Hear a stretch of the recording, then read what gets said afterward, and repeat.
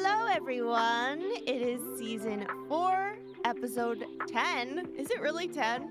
Of the Slow Burn podcast. Yeah, Pat keeps track of the numbers, so we're trusting Pat today, as usual. But we have a huge show today because we are talking all about the Wholesome Direct 2026. We have 52 games, I believe, to smash or pass.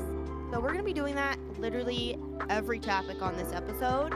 And make sure you stay to the very, very end because we are going to be doing our Patreon poll at the end. So make sure you stay tuned for that. We will be reading your comments and all that stuff. But I get to throw it to you guys today. So I'm Min from Min's Meadow. Who are you, Pat? You went eeny, meeny, miny, mo. You. I am Patrick from Nintendo Talk. I've been looking forward to the show for a long time. We're gonna get all of our thoughts and your thoughts about the Wholesome Direct. Very fun showcase. And if you're wondering why we don't mention the Nintendo Direct at all, it was just announced today at the time of the recording. So next episode, we will give you our full thoughts of that amazing showcase, right? Because you're in the future. Wasn't it so good? So, thank you so much. Peyton, how we doing? Great. How we doing? I'm great. Hi, my name is Peyton of the Slow Bird podcast. It's Peyton with an A. I hope you're doing so great today. I can't wait to get into the Wholesome Direct because, I certainly watched it. But do I certainly remember anything that happened? No. Mm-hmm. No, I don't. I just remember the feelings. I remember the excitement. I remember the vibes. I remember seeing you guys. I remember your reactions to seeing yourselves and each other. I don't know that I remember all of the games because there were so many of them. So, I feel like I need this episode. This is consider this your formal Wholesome Direct breakdown of the games. It was a lot. So, yeah. So I'm excited to go through it. Yeah, exactly. That's what we'll be doing.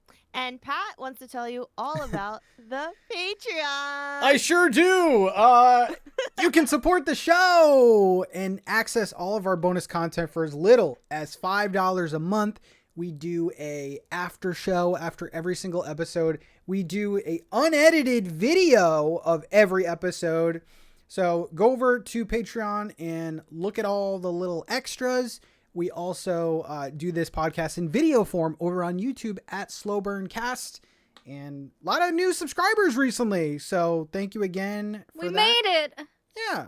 Check out our past episodes. And this one especially, I feel like you should go look at the video because all of the games that we're talking about will have their gameplay shown. So I don't know. It's a little bit more immersive. You can kind of know what we're talking about. So should we start with our personal feelings of the Direct, or should we just go into it?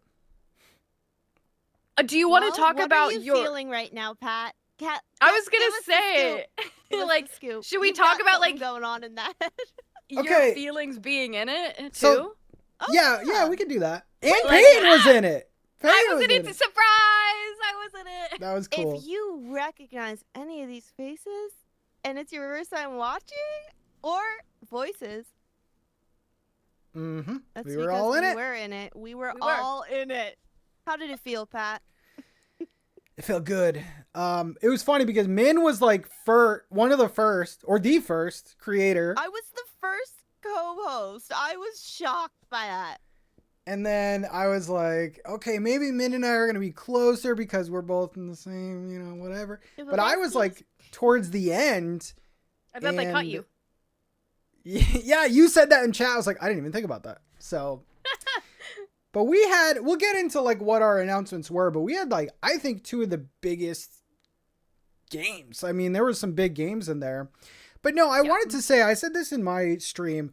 I watched a lot of showcases, like Summer Games Fest. I watched the Latin game show. I watched the women led. I watched the Future Games Direct. I watched a lot of directs, and I watched the PlayStation one, the Xbox one. Wow. I gotta say, for a quote unquote indie showcase, the Wholesome Direct, and I'm not being biased because I was in it, but so polished. Like they do such a good job. You were not paid to be in it. Yes. Let's make that clear. We weren't paid to be in it. But No. it was you weren't? so Just kidding.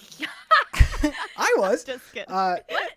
No, but it was so polished. Like there were so many showcases that there was a host introducing what the thing was, and then they would just cut to like 8 or 9 trailers without any voiceover, and it just felt, a lot of them felt sloppy.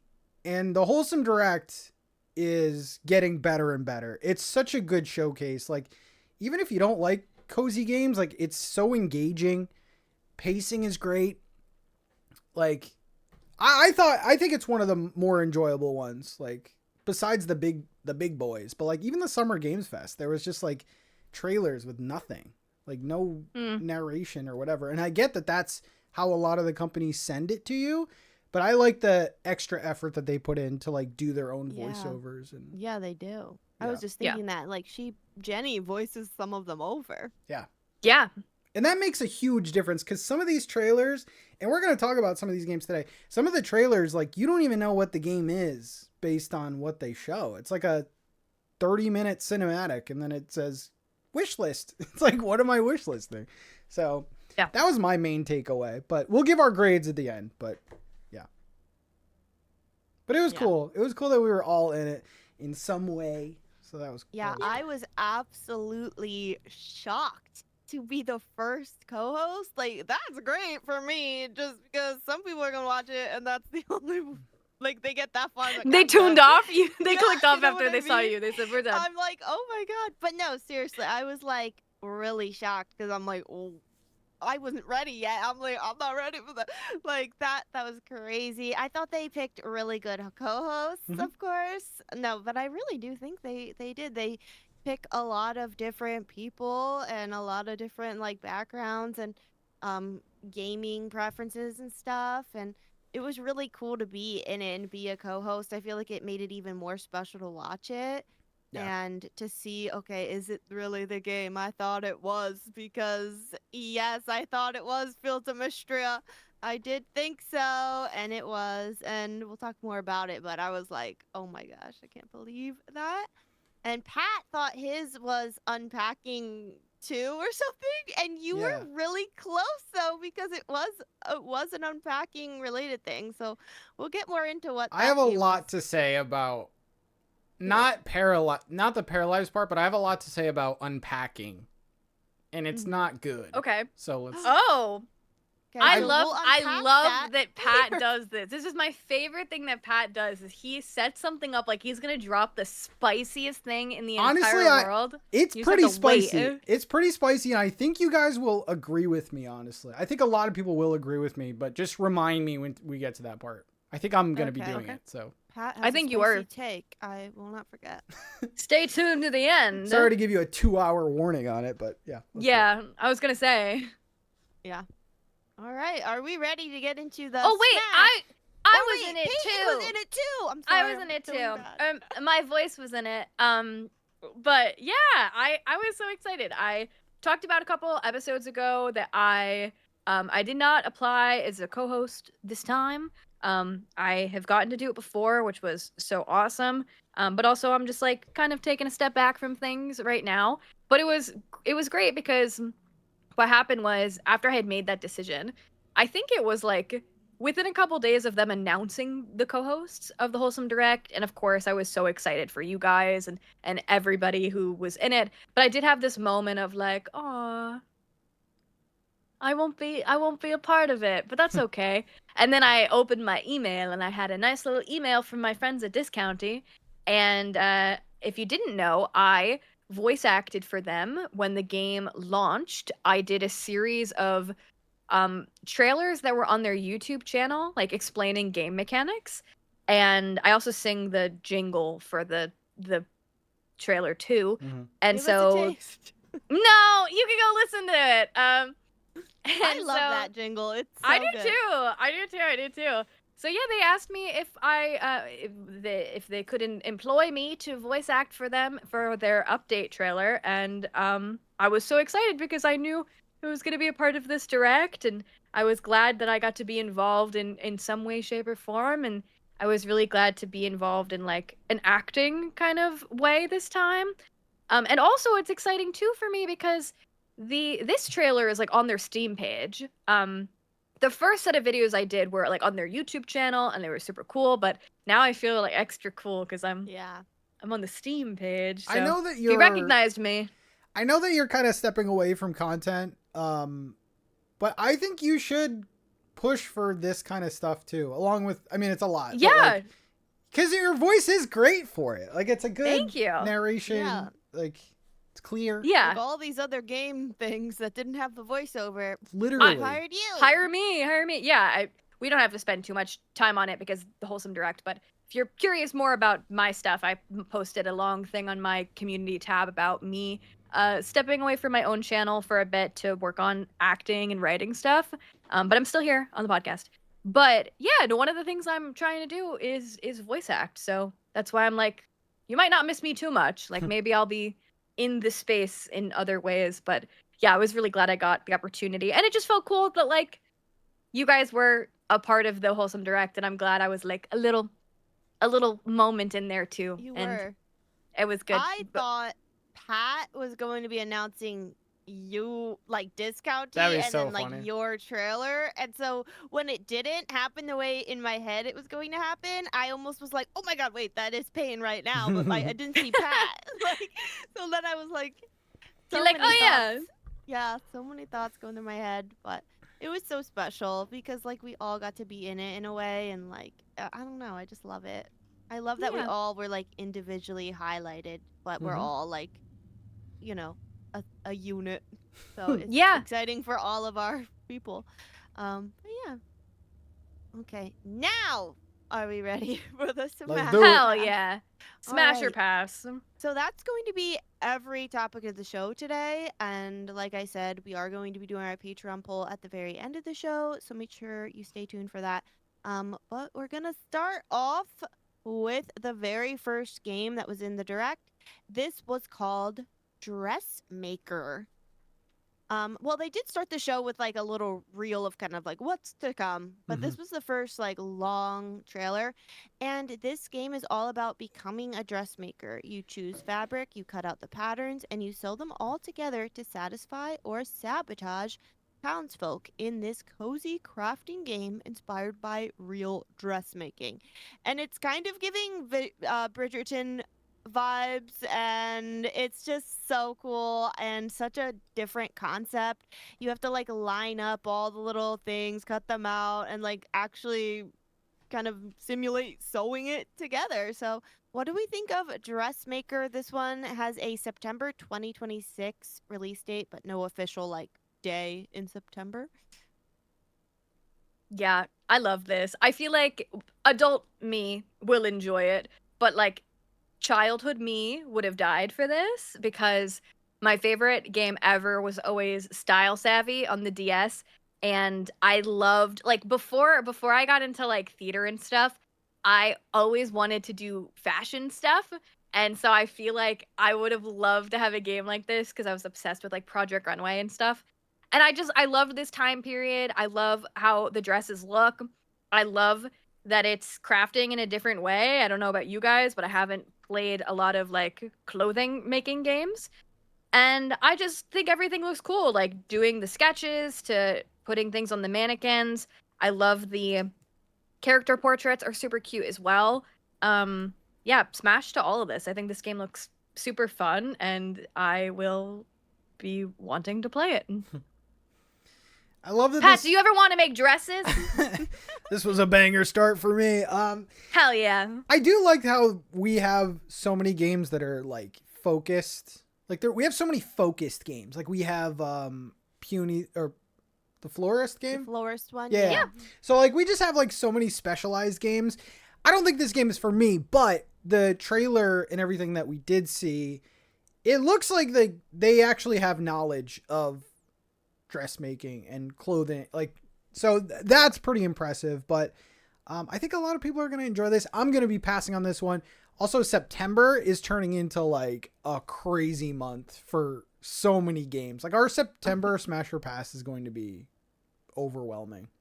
I keep Yeah. seeing memes that it's because, is it is it November that Grand Theft Auto 6 comes out and like no one wants to release a game around that time? Yeah, there's only a few games that are confirmed for November, but I feel like September is big every year. Do you remember that Yeah. one year it was called like Farming September because it was so Yes! big? Oh my god, I'll never forget that day. I streamed like Moonstone Island, Mineko's Night Market, Paleo Pines, and I think it was Winds of Anthos all dropped like the same day or like a Rune couple days apart. Factory 3, I think. It was yeah, it was crazy. Crazy. Yeah. Yeah. And Bay Farm was around that time, I think, too. Yes, It was really wild. it was. But yeah, so Dressmaker, I think it's a smash for me as well. Like I like what Pat was saying. Like it's a very like specialized game that does one thing well, and it just seems cool to check out. So that one was Dressmaker, and the next one that we saw was, I'm clicking all around here, was Book Nook. And Book Nook is where you build miniature diorama scenes piece by piece. You complete beautiful book nooks as you place furniture, decorations, and small details. Relax and enjoy the peaceful satisfaction of every detail falling into place as you discover more about each moment in time. So this is a game where you're building those little like dioramas that you can, like miniature dioramas that you can like put up on your bookshelf. So it's super cute and it's a cool concept. What did you guys think of it? Pat?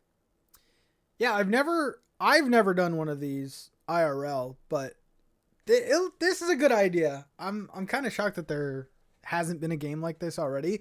Looks very satisfying how you like punch all the pieces out and things like this. And honestly, like this, I don't know, it's one of those things where like this is probably more satisfying than actually making one, which is weird, but like I don't want a bunch of like stuff in my house, but if I could get the same satisfaction doing a digital version. So You don't want a bunch of stuff in your house unless it's like Halloween buckets and McDonald's toys. exactly. He means like the little scrappies with the paper. Oh, I was gonna say, I thought you what I didn't want to think. build Both. one of the book. Well, Oh. that's how come I'm not like a big Lego guy either. Like, what do you do? You just Oh, display it? I mean, I don't know. yeah. I don't know, Okay. but yeah, this is a cute one. I'll probably wishlist this because I want to see like how much content is in here. But this is a cute one.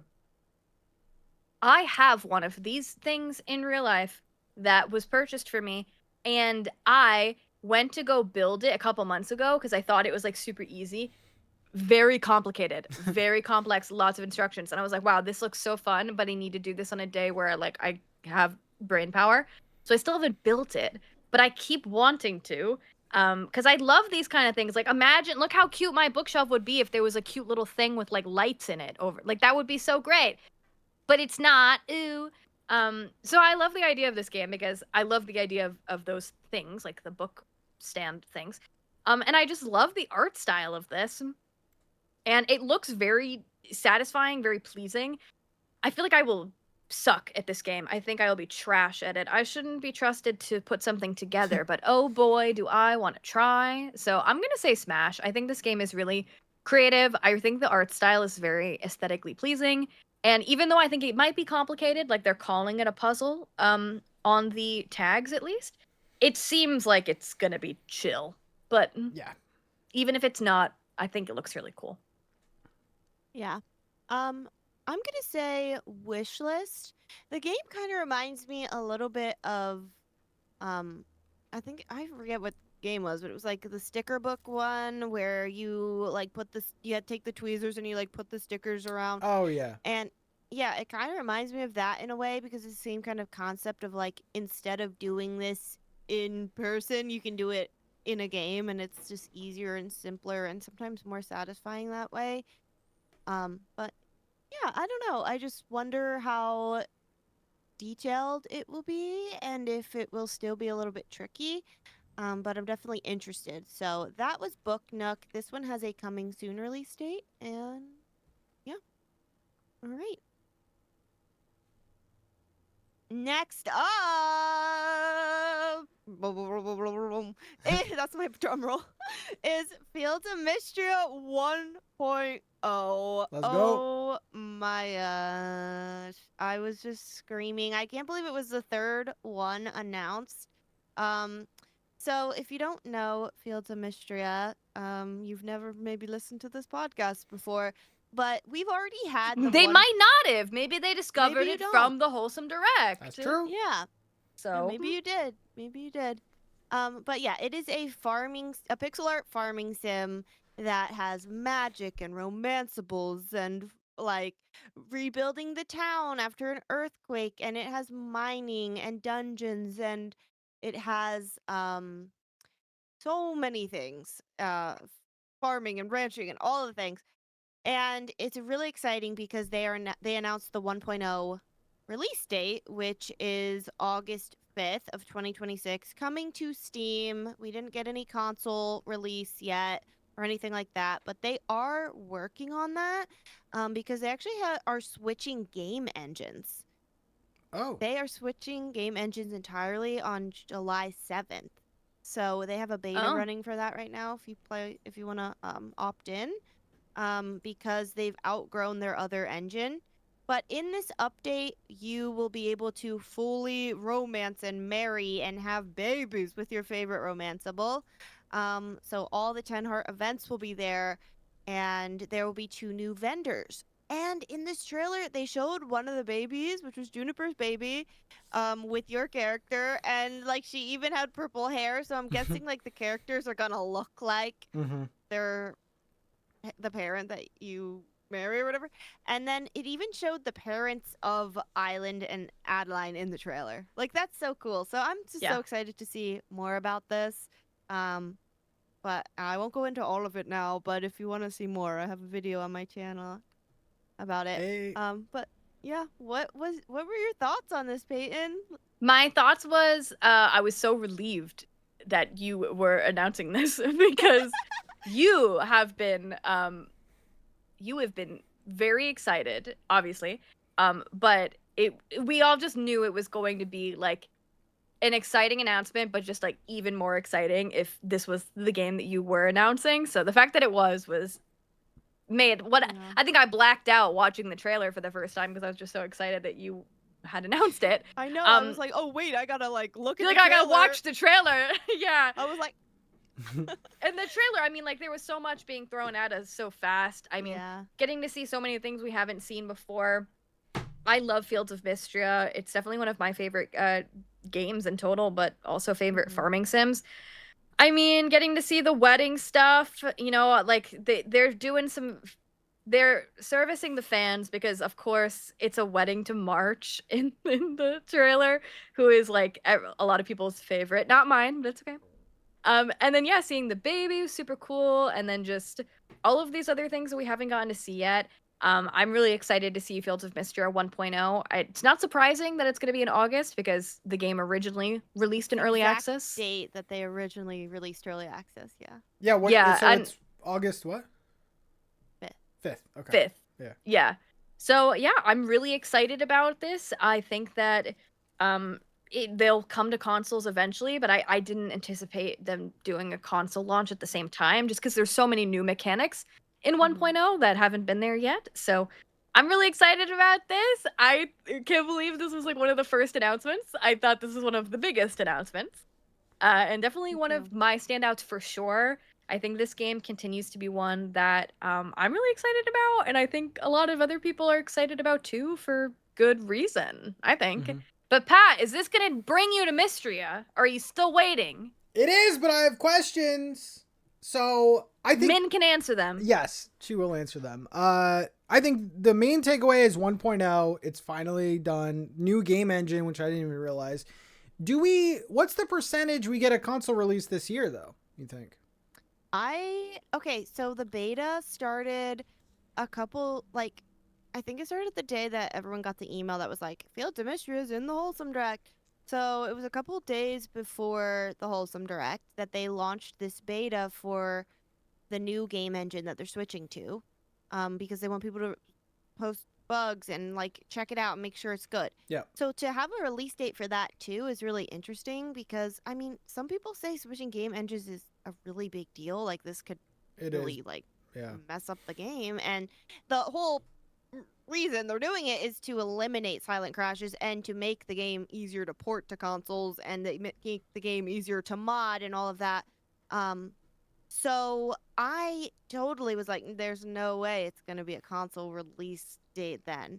They're still exploring that. I don't know if it would be this year, but I'm hopeful because they're only testing the beta for a few weeks, which makes me think maybe they've already been testing it. Because August isn't too late where it's like, oh, it's, if they were releasing 1.0 in like November, then I'd be like, no, there's not a chance. But August, Yeah. Yeah. They definitely wouldn't have been able to launch it well, and I think they know that on their other engine because, like, I think Peyton has experienced it too. There's this weird lagginess that happens with the game at times. Yeah. That they've been trying to fix. Okay. So, Yeah. the game's like too big for that engine. Yeah.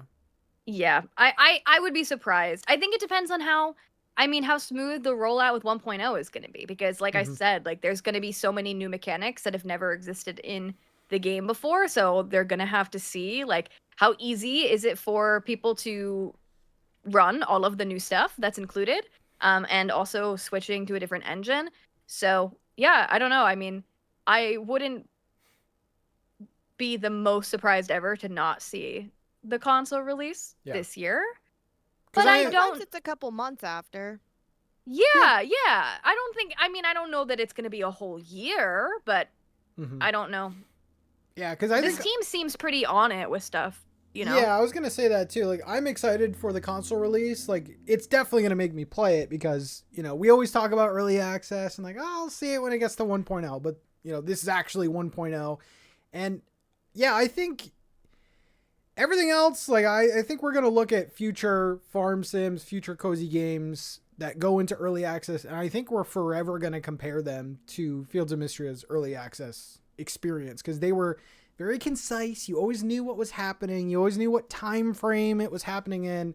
So it was a great experience for those early access players.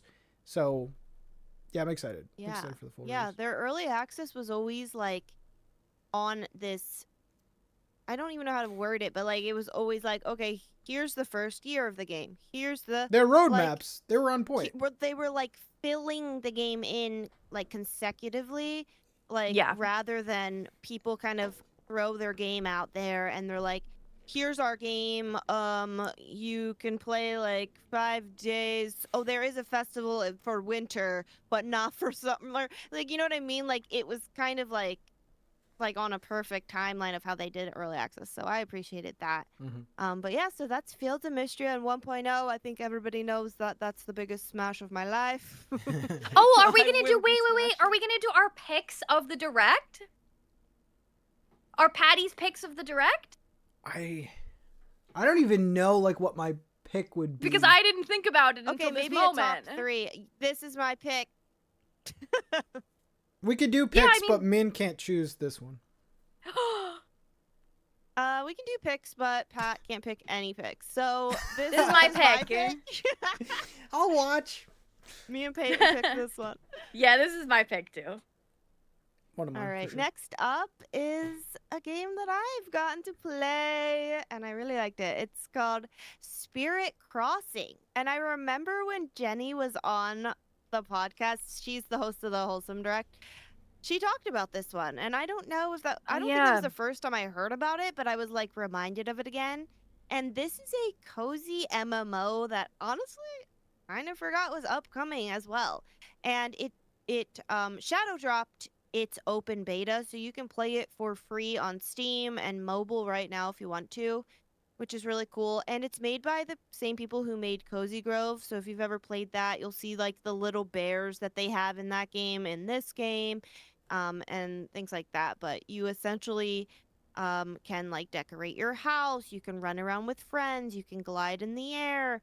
You do a bunch of quests, and you help these spirits and bears and other NPCs with different quests. And you can also like build a town together, I believe. I haven't seen that in the game myself, but I've seen it in the trailer, and I did have a sponsorship with this game, and they told me about that feature, which is really cool. So yeah, it has like fishing and like all the things that you've seen in like the cozy MMOs lately. But this is set to release in 2026, and it will come at a cost later on. But right now you can play it for free. That sounded so so ominous. It will come at a cost later on. it will cost $30 later, but it is Oh no. Spirit Crossing. Pat, what do you think of I it? honestly think we should start with you because you played I was gonna it. say, tell us about it. Yeah. Yeah, for me, it's a smash. I mean, I already played it. I really like it. And I liked it more than Loftia, to be honest. I think it's really That's some tea. cute. It's got a really unique art style. And I just thought it was so intuitive and easy to play. Whether you're playing it alone or with friends, you can like find things to do. There's different events in the game. And like you can see, like I didn't have any bugs yet. I know like some people on mobile were having crashes and stuff. But This game is on mobile? Did I know? Did Yeah, you say it that and I is. blacked out? so mobile, you can get through Netflix too if you have a subscription. Oh. But yeah, it's like you could do fishing events. Like I thought the fishing event, why is it 5 hours long? But I'm glad it's there. You know, like that's a really long time. But yeah, so I feel like they're figuring out maybe some of those things still. But it's really fun and it's just really cute and it's just so easy like to navigate around because it has little waypoints for everything. I just really need that intuitiveness for MMOs, and I'm excited to see what else comes with it. You also have like your little house that you can decorate, and you have like a way station that you share with other players, and you're kind of rebuilding that area, I believe. So it's really interesting. It's really cool, and I was really impressed with it. So Yeah, Yeah. that's good to hear because like I have these buzzwords that if I hear them, I'm like psychologically I'm like I'm out. And when I hear MMO, I feel like I do get there because I don't know. I've tried MMOs, but I just can't really like stick with them. This was one of the ones that like I thought looked very impressive, and like hearing that it's intuitive and pretty easy to play, like that's I'm still on the fence with this one. I'd probably wish list, but I like the graphics. It looks different from a lot of we always talk about like Yeah, the it's paleo different. graphics. Yeah, but Yeah. Yeah, I feel like it stands on its own. It's not really like the others, and I feel like we've been seeing a lot that were like the same. yeah, I like this So it's cell kind of shaded. refreshing. Yeah. Peyton? I don't know. I feel like I'm mixed about this one. I feel like when we first saw it, like it's not one that's like stuck out in my brain. Like I was like, oh yeah, okay, cool, but it didn't like I don't know, it didn't grab me necessarily. But yeah, I mean, looking at it again now, I do think I actually do like the art style. I think I was a little not sure about it the first time we talked about it, but I do like it. I do like it's different, and I do like the creatures. Like I think the creatures look super cool. I'm always hit or miss with the MMOs myself. I feel like certain ones I like, other times I'm like, we'll see. I don't think we're doing Smash or Pass based off of like, because some of the games are not out and don't have like a release date. So we're not, because I want to say for this one, like, oh, I'll wait until it's out of its playtest to say Smash. But like some of the other games don't even have release dates. We're just seeing them. So I don't think that's like if you like it or not kind of thing. Yeah, I think I'm just like I need to see more. It makes me more enticed that you had a good time with it. So I feel like this is when I'd probably watch other people play and see kind of like what the experience playing together is like, because I think that's can like make or break these types of games. But I'm definitely more interested in it after seeing this new trailer from the Wholesome Direct. So I'm gonna give it a wish list. And I also will say, I do love the little square Cozy Grove style bears. I don't love Cozy Grove, which we'll talk about later probably, but I love how weird those little square animals are. They're so silly. And it's funny because I usually hate blocks, as you may know. I always say I'm like I hate bears. I hate blocks, but these ones are fine. Yeah. So yeah. So that was Spirit Crossing. It's an open beta right now for free, so you can play that if you'd like. And next up is Tinkernest. I had never seen this before, and I was like waiting for them just to tell us what it was. This is a crafting colony sim that feels like coming home. A warm campfire, the cutest animal villagers, the curiosity of putting two items together and seeing what comes out. Craft, build, automate, and explore the ancient tunnels below. So this is a game like a colony simulation automation game, and you're basically building a little town and gathering things, and there's these cute little animals. What, I don't even know what those are. Like Red little pandas? Totoros walking around. They look like little Totoros. Yeah, and it's like a pixel art style. It's really, really cute. So this is to be announced. We don't have a date on it yet, but it was, yeah, just announced as the trailer. So, Pat, what did you think of Tinkernest? I love these kinds of visuals. I don't know what this pixel art style is called, but I like Yeah. it. I want more of it. Like a short hike is kind of like this too. Like it has that very kind of distinct vibe. Yeah, so you're not controlling these characters, right? You're kind of like playing God a little bit. Like it's kind of like a town Yeah. builder type thing. I think so. Yeah. Kind of gives a little Wordlets-ish thing. I guess. Yeah, I was gonna say that. Yeah, I mean this one looks great. I'm not really big into like experimental crafting. Like I don't get satisfaction of like what do I get if like I put two bricks and a stick together? Like I don't really like that kind of stuff. But Okay. yeah, I think I Bricks think of a I would stick. say Smash. This one looks good. I like the graphics. Though the ending of the trailer is a little weird. How there's like a dungeon, so it seems like it's not just a cozy little time. There seems to be like some. I don't know. I think you are controlling one of the animals, though. Yeah, I don't couldn't really know. tell. 'Cause Yeah. the description was a little weird, but yeah, I would say Smash for this one. This one looks cool.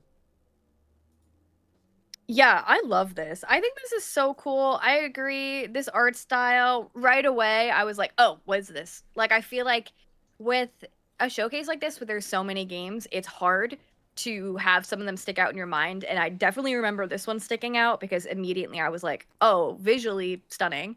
And yeah, I like how the crafting looks in this game. I think it looks super fun. Yeah, I don't know how it's working with like the controlling the little dudes.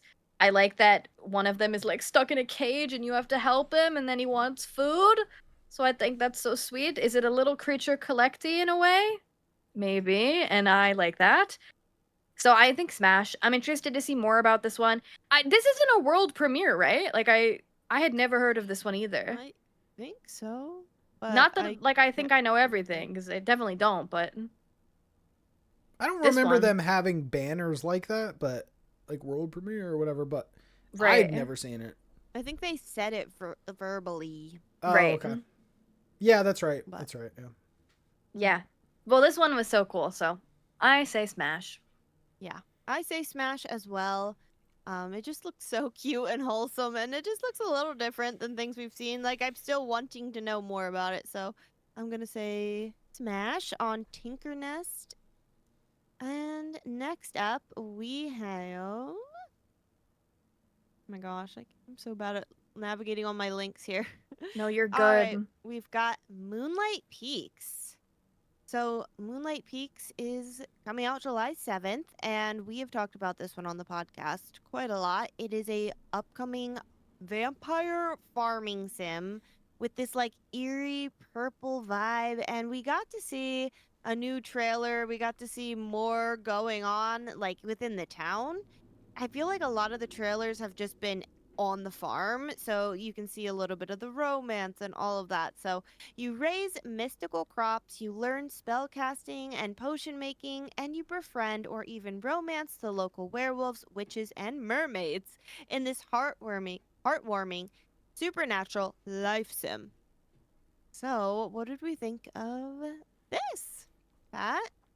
Yeah, I feel like this game was made for me. Like a spooky farm sim.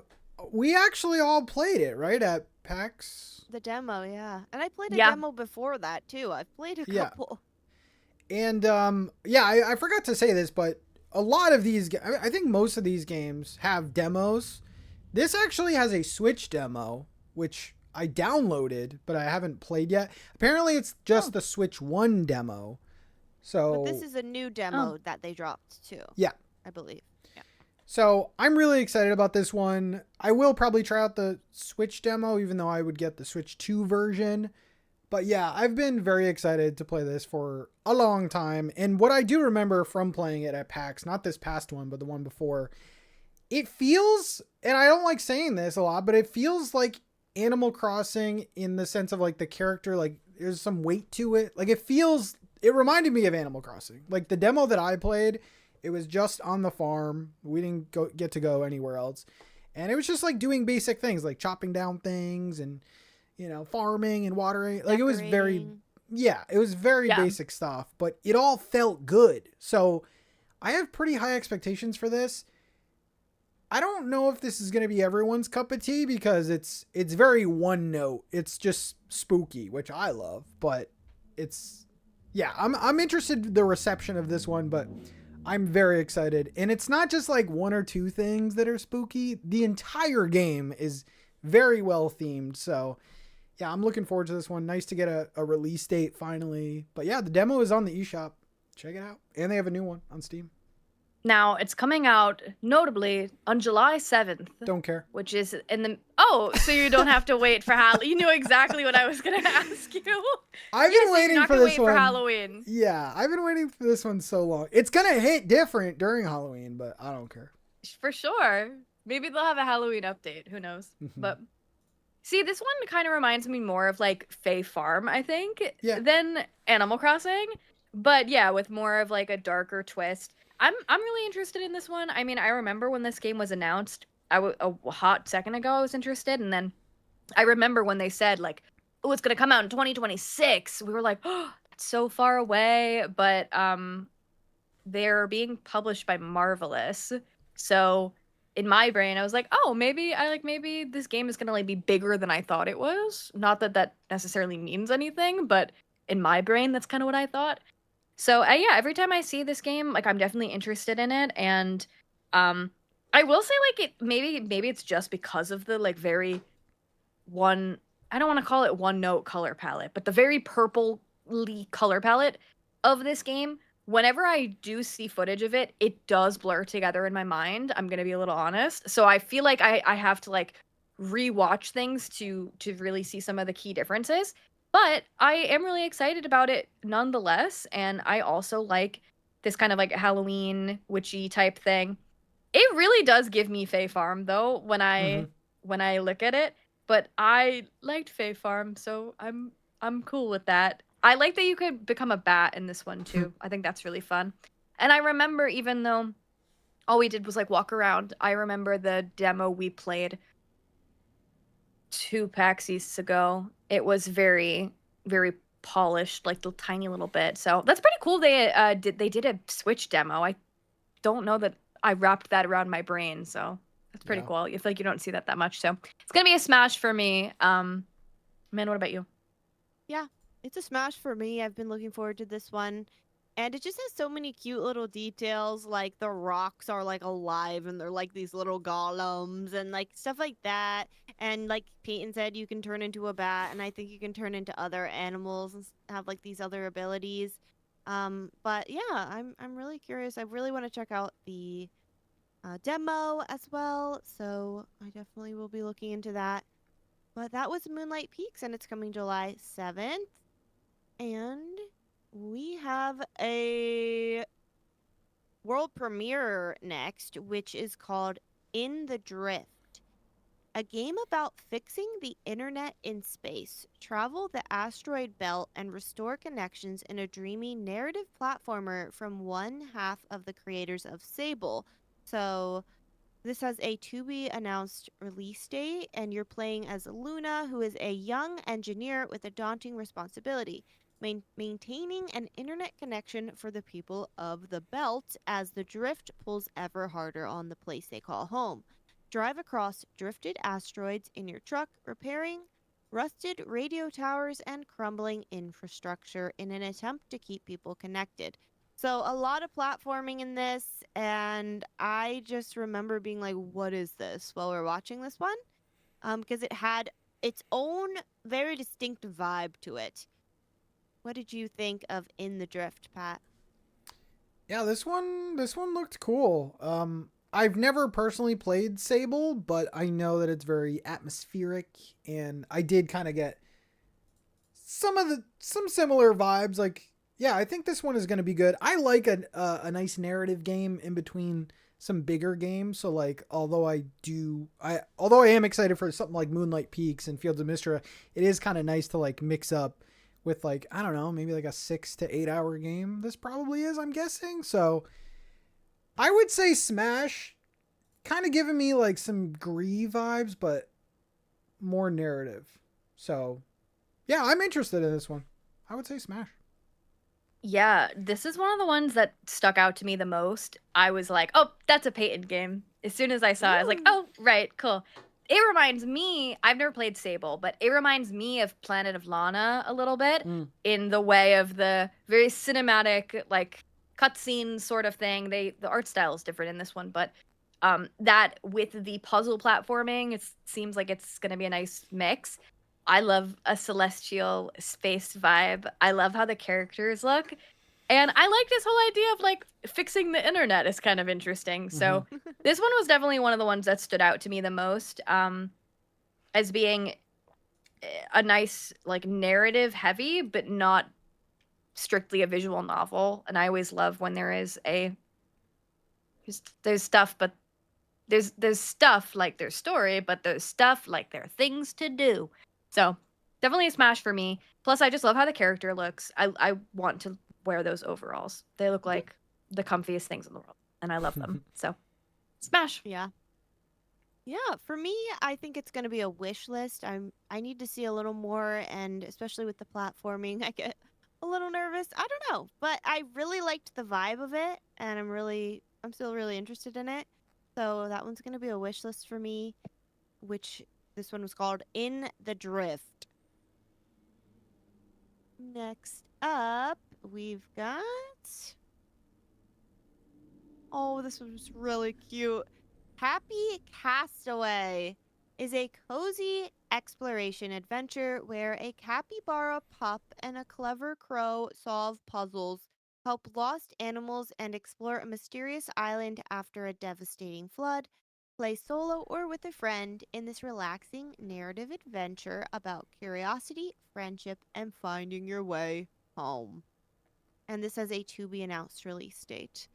Oh my gosh, it looks so cute. I love a capybara. Do you love a capybara, Pat? I do. I saw one at the zoo a few months ago. I know. I'm jealous of that. Don't bring that up. Just kidding. Yeah, I think in the presentation they compared this to like Untitled Goose Game, which, you know, you're just kind of like exploring around and you're interacting with things. I think those kind of things are fun. I'm not really into things that like this has, you said like a narrative thing, goals and stuff. I'm not really one to just like wander aimlessly. But this one looks cute. I would probably wishlist this one. I gotta say, the variety in this showcase, like just visually, I watched so many other showcases and it's all like dark, gritty, friggin' like horror games. This just, every game was just very unique looking. So yeah, I'm leaning a little bit Smash, but I think I'll wishlist this one. It's cute. Yeah, I agree. This game is super cute looking. I'm also hit or miss on these type of games. Like sometimes I'm not that into them.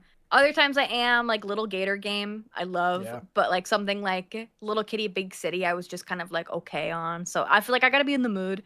This game interests me because, okay, I do want to say, I don't know what the story is here, but this developer made another game that I played called Pico, which is this game where you're cats and there's a tea shop.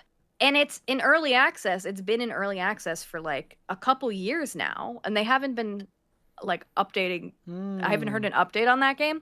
So I'm interested like if they're still working on that game or if they've just shifted to this one. But this game looks a little bit better to me, to be honest, than the other. I feel like it's another one where I'll be more interested if there is a little bit more story. I think that's what I liked about like something like Little Gator Game I liked because it's that exploring, but then there also is story. Same thing with like Smooshy Come Home is kind of similar to me, where it's like, all right, you can kind of explore in their side quests, but there is like a main story that you're following. So if it's more like that, I'll be more interested. If it's more kind of like sandboxy, do what you want, I'm a little bit less inclined. But I do love the capybaras. I think the art style looks really cute. So I'll go in the middle and I'll say wish list as well. Yeah, I'm gonna say Smash. I would really like to play this, and I might just have to like force my husband to play it with me. I think it's cool that you can play it in co-op. I Yeah. think the capybara is just selling me on this. It's really selling me on this one. It's so cute. So that was Cappy Castaway, and it just looks adorable. Next up is Discounty, and this one was voiced by yours truly, Peyton. Well, not No me. way. I was gonna say, I was like, But did you do it? ours- Min, give us a taste of the jingle. Ours truly, Peyton. And what they were announcing was a free content update out now called People or Profit. So let's see. I have to like. Peyton probably have a knows s- better than me. I can hit you with Yeah, do the you well, wanna go with it? they have a cute little like bullet point thing. Okay. Yeah, so they announced that they are doing this free expansion. So if you already own Discounty, you get this new content for free. I believe it said out now for PC, but then it's like coming later for console. Yeah. Is right? Yeah. That exists? Okay. Cool. So the bullet points of it is there's a new final chapter where there are different endings that you can have. There are three all new endings. I think in the past there was just the two endings. I only experienced the one that I picked, so I'm going to assume there was two. Other than that, there's also now the option to restore more areas around the town. Specifically, there are shops and a museum, all that good stuff. There's new characters that will exist. There are like gadgets that can exist for your shop now, like a self-checkout register, an online order fulfillment system, more floor space, and more. There's also more items in the game as well, shop events. You can buy a house so you don't have to live in the trailer anymore. And then more things. And yeah, their whole thing is calling it people or profit. So you get to prioritize if you want to work more on getting profits or helping the people, which is very in discounty fashion of kind of like a choice of ethics when it comes to business. So I will just keep talking about it because I am talking. This is so cool because I knew about this because I read that description for the trailer. But like what I had to say about it was like not all of that. So I like didn't really know everything that was in it. Like they sent me a sample of the trailer. You don't see but the visual, right? Like, oh, you had a sample. They did give for this one. They did give me a sample because sometimes the way it works with like the game voiceovers is they don't have the trailer cut already. But in this one they did, so I had to make sure my voiceover was like quick enough to match like the visuals that were on the screen. So it's like if I said XYZ thing, it's at the same time they're showing XYZ thing. So this one I did get to see, but I did nothing computed in my brain. I feel like even I don't know if I like like I said before that I knew it. I read the words out now, but then when I watched the Wholesome Direct, I was like, oh my god, it's out now. I was like, wait, oh, that's crazy. So I don't know that I fully comprehended everything. I don't think I knew that it was a free. If I knew it was a free update, I don't really know what I knew back a couple months ago. But I was excited about this, nonetheless. Of course, I was excited to hear myself talk, but I was really excited about the content. And I was excited. This seemed to be one of the big things people were mentioning from the Wholesome Direct. And yeah, I think it's great to see this. It's update. It's free. I know people had criticism, myself included, about like the ending. And also, they're still being like wanting a little bit more. So it seems like this is going to maybe fulfill some of that stuff. And I'm interested and intrigued of what exactly you can get up to. So, I as much as I am a voice actor for them, they have not paid me to promote their game. So just know that the Smash is coming from my own opinion. So Smash. The heart. Yeah. From my own heart. I want to say, I could be wrong, but I want to say the console update is July. I thought I saw them do that on Twitter. I think you might be right. I feel like Yeah. they said like a month later. Yeah. Yeah, I think my experience with discounting is I played a few hours and I was really liking it and I never ended up going back to it. And then I started hearing a lot of people kind of not really pleased with the ending. So I think maybe subconsciously I was like, well, I don't know. But I do want to finish it. And yeah, I think July coming, like the update coming in July, I think is very appealing. I probably would want to replay it anyway. I wouldn't want to go back into my file. So yeah, this is a cool surprise Smash. And Peyton was in it. All three of I us. was. Can you check if there's new achievements then? Yeah, because I was Because you actually just about to 100%'d it. look. I did. I But- did 100% it, so I don't know if they added While new. you look that up, let me look that I up. can say what I think about it. But I really enjoyed Discounty, and I played it all the way through. Like, so for me, like, yes, I was very excited to see this content update, but I just don't know if I see myself going back to play it for another ending. what I was worried about. or to like do the like have the new items and all of that is I don't know. I just don't feel like I'm that excited about redoing it all at this point. Maybe later in the future, but for me, I feel bad about it. But I think it's my first pass just because I felt like I enjoyed the game as it was, and I don't know that I really need to like go through and play it. I feel like this is really good for the people who are just picking it up or the Mhm. people who like were diehards of the game that want more content. But for me, I was like, I feel content with what I played. What did you find out about the achievements? There are more achievements. There are 6 Woohoo! more. Nice. So I 6 didn't more. 100% the game after all. Yeah, because Well, like, for if- people like that, it gives a reason to go back and play. too. Yep. so I don't think you for- have to start over too. I think you Okay, can that was my continue. question. Yeah. Yeah, I think I saw that in a follow-up post. I don't know how that works though, as far as the ending. Like, does it just boot you back to the last day when you get to make your choice? I don't know. Yeah. I would have to play it myself, but Hmm. I don't think you have to start over. I mean, at least that's what I feel like I saw on Twitter. Yeah. All right. But let me confirm that. Yeah, because I remember seeing I that. don't think so. I mean, don't think- I would have to because I finished it. Yeah, but like, okay, wait. Question for new expansion. Can I continue my existing save to see the new content or should I start a new one? Either way, you'll get to see everything. Do whatever your heart desires. Oh, So, I think even if you finished the game, I think you can go Perhaps- back to other save files too. yeah. Like you can load a little farther back if you want. mm-hmm. Yeah. I'm not sure. But yeah, Anyway. let us know if you guys are playing that and how that works, if you know. But Yeah. the next one that we saw in the Wholesome Direct is called Dungeon Tourists. And I feel like this is one of the first ones that I might have blacked out and been like, wait, what? Because I barely remember this. But you explore procedurally generated dungeons with up to 4 tourists. Oh, okay, I remember. Take photos of the curiosities you come across, throw stuff at them, unlock new floors, get rewards, and complete your collection.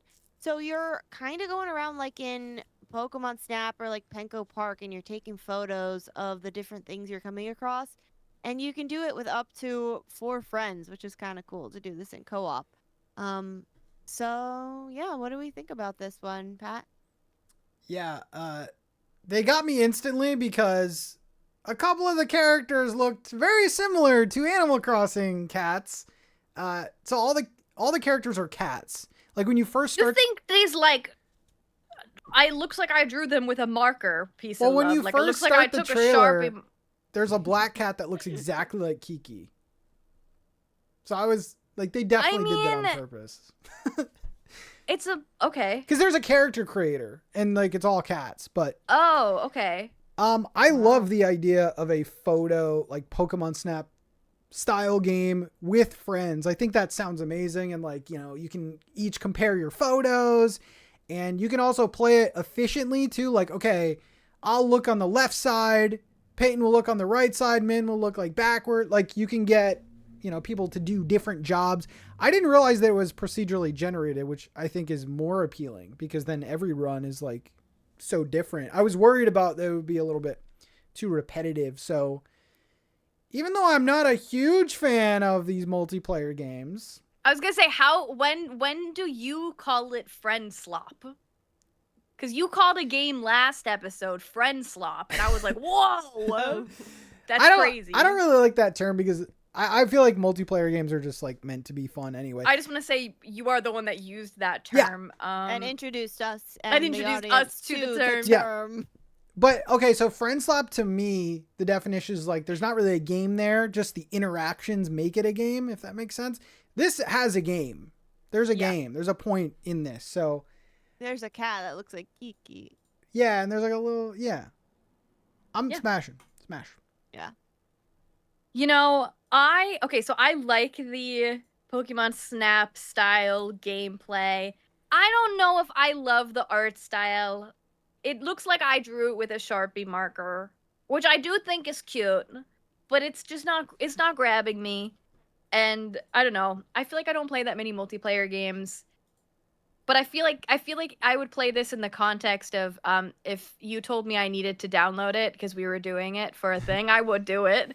But otherwise, I don't see myself running to this one. So I'm going to say a respectful pass. My first pass of the episode. Yeah. I'm a close smash on this, but we're making up new categories. But I'm a wish list.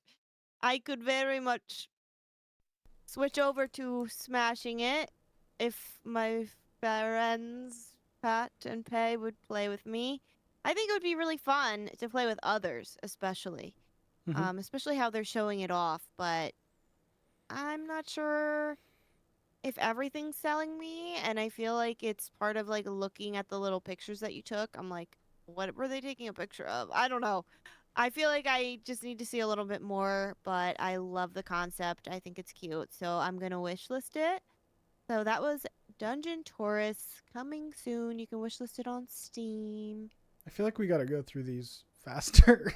I know. This is going to be Wait, you don't want this to be a 5-hour episode? Not really. Oh, why? Well, we have a really good one next. Let's go. Oh, wait, this is... Okay, are we picking our top 3 still? We I can. don't think so. Yeah. This is one of them. Okay. Oh gosh, I might have to. This is one of mine too. Me and Peyton have the taste. Gosh, you're copying me. You're copying me. Yeah. We have the same taste.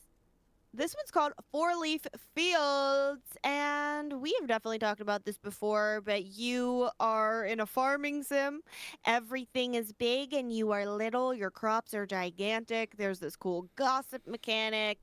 And yeah, you're no bigger than a carrot. So you're growing these giant crops. All of your animals that you take care of are bugs. It's very cool, like a ladybug and things like that. They already have multiplayer shown off in their trailer and everything. So super, super cool. Oh, and they were announcing the playtest. I was expecting what a was release date, but no, we don't have a release date yet, but they were saying that there is a playtest you can join in on and request access to on Steam. So Fourleaf Fields, I'm just going to be quick about mine because mine's a smash. I think Peyton's a smash, but it just looks so good and I love it and I cannot wait to play it. Like I already love it. But what do you think about it? Peyton, you said it's one of your Same. You nailed it, Min. Exactly that. Think it looks great. I'm excited to play more. Probably won't do the playtest. Probably wait. But the art style looks cool. I always love farming sims with a twist. This seems like a fun twist. And I think I hate bugs usually, but I kind of want a pet snail. That's all. Yeah. Snail. I was so excited to see this. This is definitely one of my picks too. Copier. So bummed. How I was dare so you. bummed to see playtest at the end. Like, Why? I wanted a release date. I really wanted Oh. something a little bit more concrete, but yeah, this looks excellent. I feel like a lot of the farm sim fatigue is because everything is very similar. You pick up like a Story of Seasons game or whatever, any farm game, and you kind of know what to expect. This one, you have no idea. Like, there's bugs that you take care of. There's giant crops. There's houses that are made of shoes. Like, just the whole game aesthetically is just so good. And I'm excited to like go into a game where I don't feel comfortable. You know, it's all new. So yeah, the multiplayer looked interesting. And yeah, I think I was just bummed about the lack of info. But because I don't know, I'm kind of like Peyton. Do I want to even play the playtest? Like, I think I could just continue to wait. But I'm going Smash. Yeah. Cool. So that was Fourleaf Fields. All right. Next up is this seat taken? And I'm racking my brain to remember what they were. I think it's coming to PlayStation 5. Okay. Oh, PlayStation 5. I feel like, did I make that up in my brain, or I feel like that's No, I what this do announcement remember was. that. I think it was. Being stated. I'm scrolling to Yeah, the end. coming to of the- PS5 Yeah. this August. This August. Got it. Thank you guys. So this came out actually last year in August. So now it will be on PlayStation 5 this August. And this is a logic puzzle game where you play matchmaker for groups of hilariously particular people. Each character has pet peeves that make seating them a delightful challenge. So like some of them don't want to sit next to somebody who is smelly and some don't want to sit next to certain people. So you have to find the perfect spot to place each person in their different like levels. Some are on a bus, some are in a restaurant, and it's just cozy, silly. It has overwhelming positive reviews. I've actually never played it, but I own it. Oh, you should play But it. didn't you guys play it? Did you Mhm. play it, Clayton? Yeah. Yeah. You guys have already smashed it. Yeah. I'm going to eventually smash this one. I just haven't yet. Yeah. It was one of my favorite games of last year, especially like for puzzle games. I played it docked on my Steam Deck with my boyfriend, and we like worked together to try to solve the puzzles, and it was a lot of fun. So excited more people get to play it. Yeah. If you only have a PS5, definitely grab it. If you haven't grabbed it yet, it is 30% off right now. $6.99. I thought this game was more expensive than $9.99. Check it out, man. This game's so Yeah. good. And yeah. All right. Next one is Usagi Shima. And this is actually a really cute little bunny game that has been on mobile. I've actually played it on mobile before, and I don't play a ton of mobile games. And it's coming to Steam.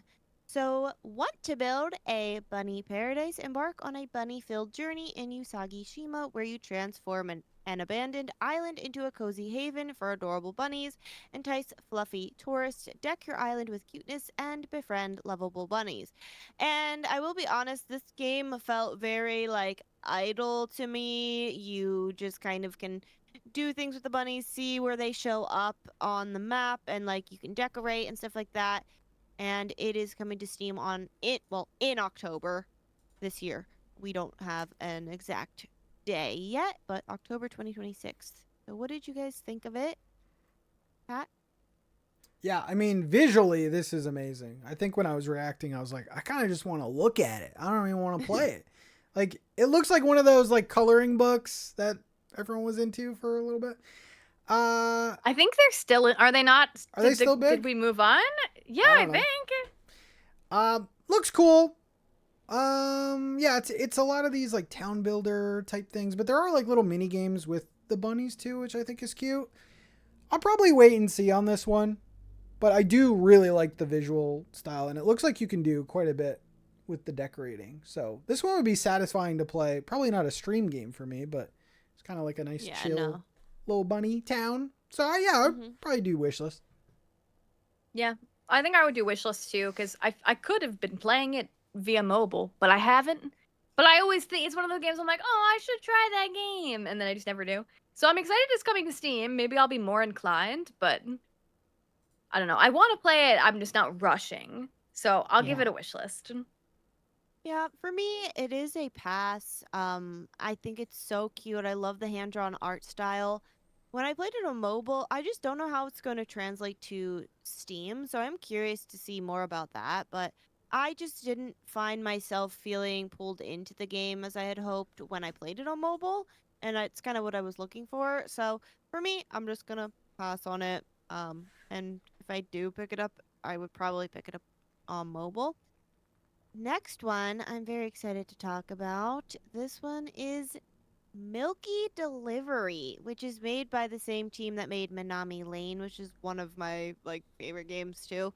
And this is so cute. I love this concept. They also dropped a demo, and you rebuild a community one bottle at a time in this tiny delivery adventure with your pet cow, Milky.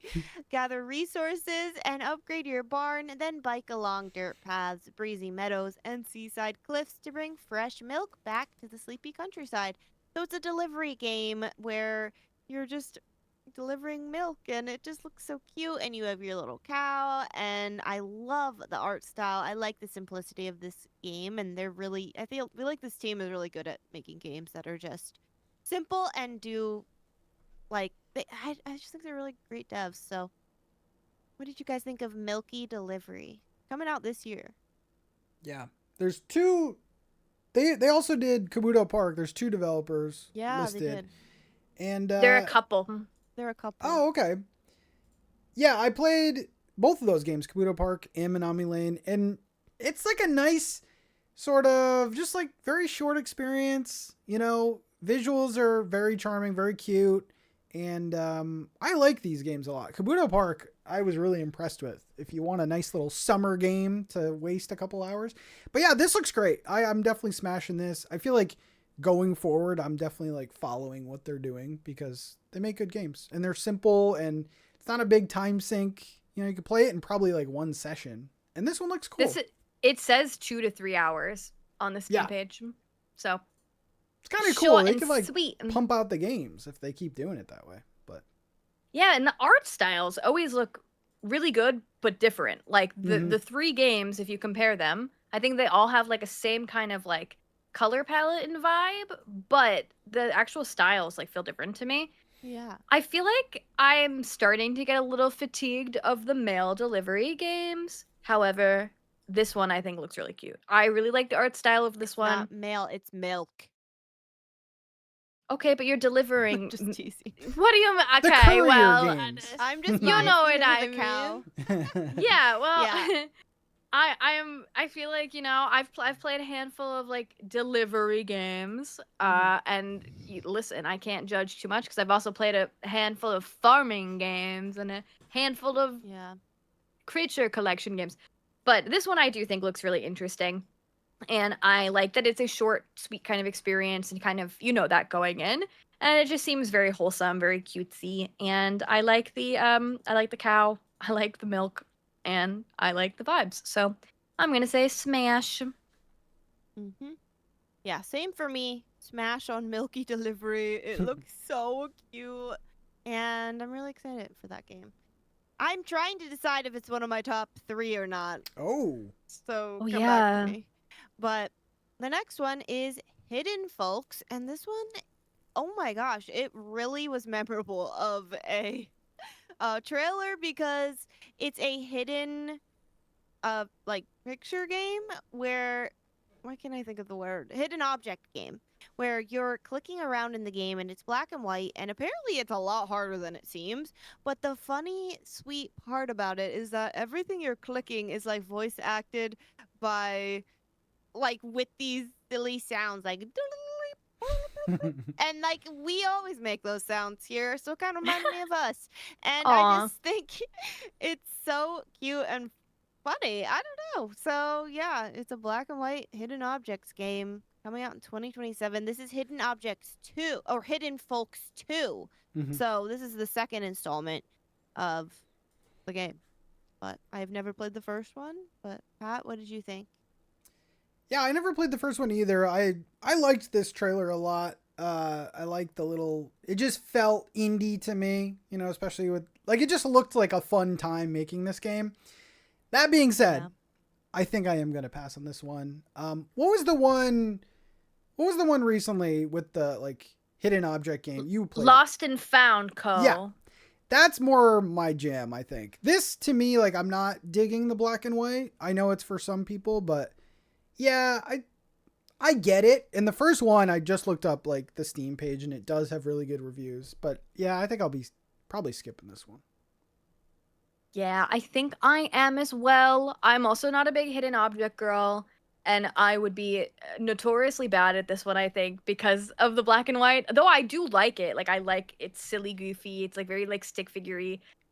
I think I'm already bad at hidden object games in total. I think the black and white would make it more difficult for me. I guess that's probably one of the points. But yeah, I agree. I think if I was more inclined to play a hidden object game, I still haven't played Lost and Found Co either. So I think I might. We're not allowed to do that of like comparing it to another game. But so I'll just say I'm gonna politely pass. Yeah, I'm gonna say wish list on that one. I actually found myself really liking hidden objects games.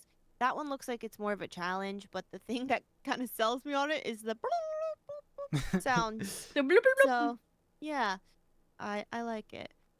So that was Hidden Folks 2. Next up is a game I think we've talked about before, and it is Lose Lagoon with a release date August 27th, 2026. It is a cozy exploration and crafting adventure game. Fly your seaplane between tropical islands, collect resources with the Swirler 2000, rebuild storm-damaged communities, and unravel the mystery surrounding Uncle Lou's disappearance. So it's a little bit of open world and exploration and narrative all together. It's very polished with 3D art. What do we think of Lose Lagoon? Pat. Yeah, I was happy to see this one. I think they were one of the companies that said, we're going to be in the showcase, so it wasn't like a surprise. Love that we have a release date. I think the more that I see from this game, the more I want to play it. I think this was one of the ones that I was kind of on the fence about. I like what I'm seeing. It kind of reminds me of like some of those older sort of PS2 era like platformers. And I do like the flying and things like this. I think this is also going to be on Switch as well. I think. I feel like you're just saw right. that. I think you're right. Yeah. Yeah. So I think Smash for this one. Yeah. We've talked about this a lot. So. Yeah, I feel like I've been seeing this one for a while. It kind of reminds me of Critter Cove. Like, it gives me that kind of energy Yeah. a little bit. And I do like that game, but I haven't revisited it in a while, so makes me want to check that one out again. Yeah, I don't know. I think this one is one that I'm interested in, but it's not one of the ones that's super high up on my list. Like, this is a game that I feel like if you guys play it and you're like, oh, it's so good, then I would be like, oh, great, I'm going to play it. But otherwise, I don't know. It feels kind of like things I've seen before. It looks cool though. I like the idea of like it being a little bit more narrative focused, like trying to figure out like where your uncle has disappeared. I like that there's like a through line. So I don't know. I think I'm gonna just give it a wish list. But I agree. Every time I see this game, I think it looks really good.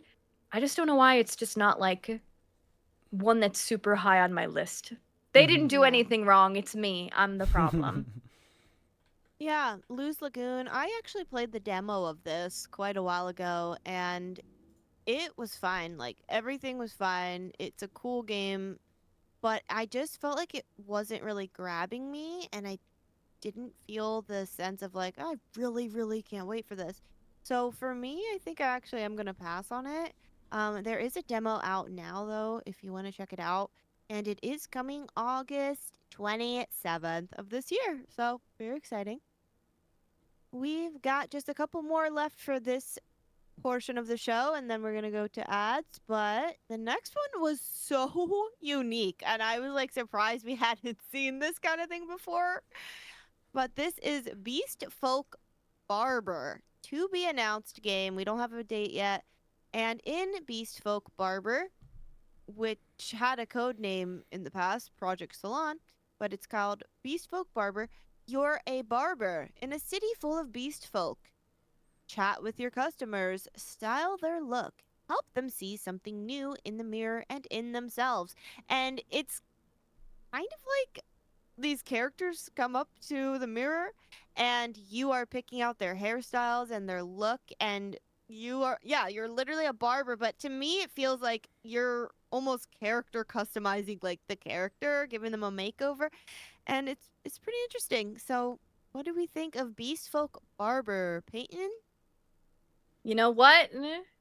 When I was a kid, I used to go on girlsgogames.com and I used to play all those stupid little haircut games. And you know what? I think I'm going to be doing it again.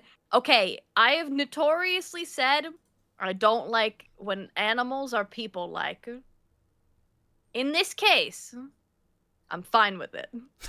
I'm just cutting their hair. And I'm excited to cut their hair. I think it looks fun.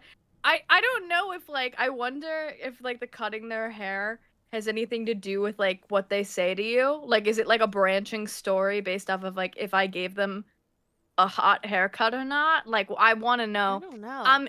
I'm intrigued. It says dialogue heavy and choices matter. And visual novel, yeah. And visual novel. So I'm like, is this coffee talk but hair? Mm. Kind of. And I if it guess. is, smash. But I'd love to hear what you have to say. What do you think? So I was gonna say that as a negative, like, because it's like the coffee talk effect. Like, there's so many games like it now. There's so many like copies of it. Where have you been to the Beast Barber? Because I haven't even been. played Coffee Talk, But sir. I don't need to. But it's like characters come up to, in this case, your barber, and there's like a little narrative, and you do whatever, and then you see the next one. Like, are you not fatigued by that? No, I'm not fatigued by deck building either. Okay. But If it's delivery is different, where you draw but the this line. is about you, Pat. What do you think? Yeah, no, but tell us, yeah. I don't know. I don't think I'm interested in it. I think there is a audience for it. I didn't even think of like the fact that you're essentially customizing them. So that's kind of cool. But I feel like we're not gonna get like a haircut ASMR. no. You're not gonna do like a hair. What? I do like how they like put a spin on it with like fantasy creatures rather than just like, I don't know. Hey, my name's Jim. Give me a haircut. It's like a wolf man. Yeah. Maybe I'm this passing. double-headed dragon is named Jim. Maybe? No, it's Vero. Why not? But- Oh my gosh. I think this looks so fun.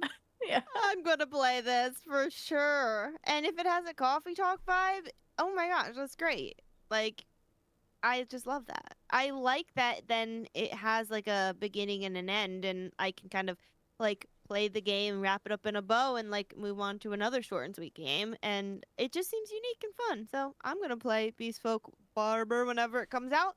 It's to be announced, and it just looks really cute. And now we're gonna move on to the last one of this segment, and we're gonna be coming back with a ton more because the showcase continued on and on and on. So this was the Wandering Village, and now I have to remember what they were announcing because I think it was an update. oh, it was an update, or was it a 1.0 dropping right now? Shadow drop. That's such a good question. Wishlist the DLC now. Yeah. Oh, it's a DLC. Okay. Mhm. Is what the end of the trailer says. Yeah, it's already out. Wow, I didn't realize this had come out. The but last I had Leviathan seen this is game. the DLC, yeah. Oh, okay. I had seen this one for quite a while. It's called The Wandering Village, and we'll talk about the DLC in a second. But the base game is a city building simulation game, which is on the back of a giant wandering creature.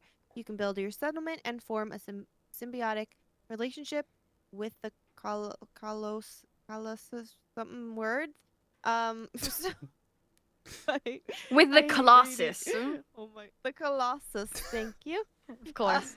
I cannot read sometimes. No worries. But yeah, this DLC is. They actually have quite a few DLCs already.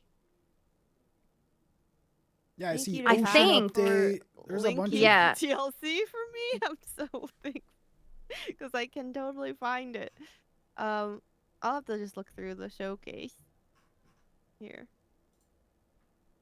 Is it just? Oh, am I looking at the wrong one? I Because might be it's looking already for it. out. It's Find even it. out on Switch already. Okay, Wandering Village. Wait, it says to be announced. It's the last Leviathan. I know. Is the it update. It's a DLC though, Mhm. right? Yeah. Okay, so I guess that's why we can't find it on Steam. I just put It's- it in our chat. It's coming soon. The last Leviathan. Words I can't pronounce. Okay, there it is. Thank you, thank you, thank you. I got you. There will be a new creature with that emerges from the sea.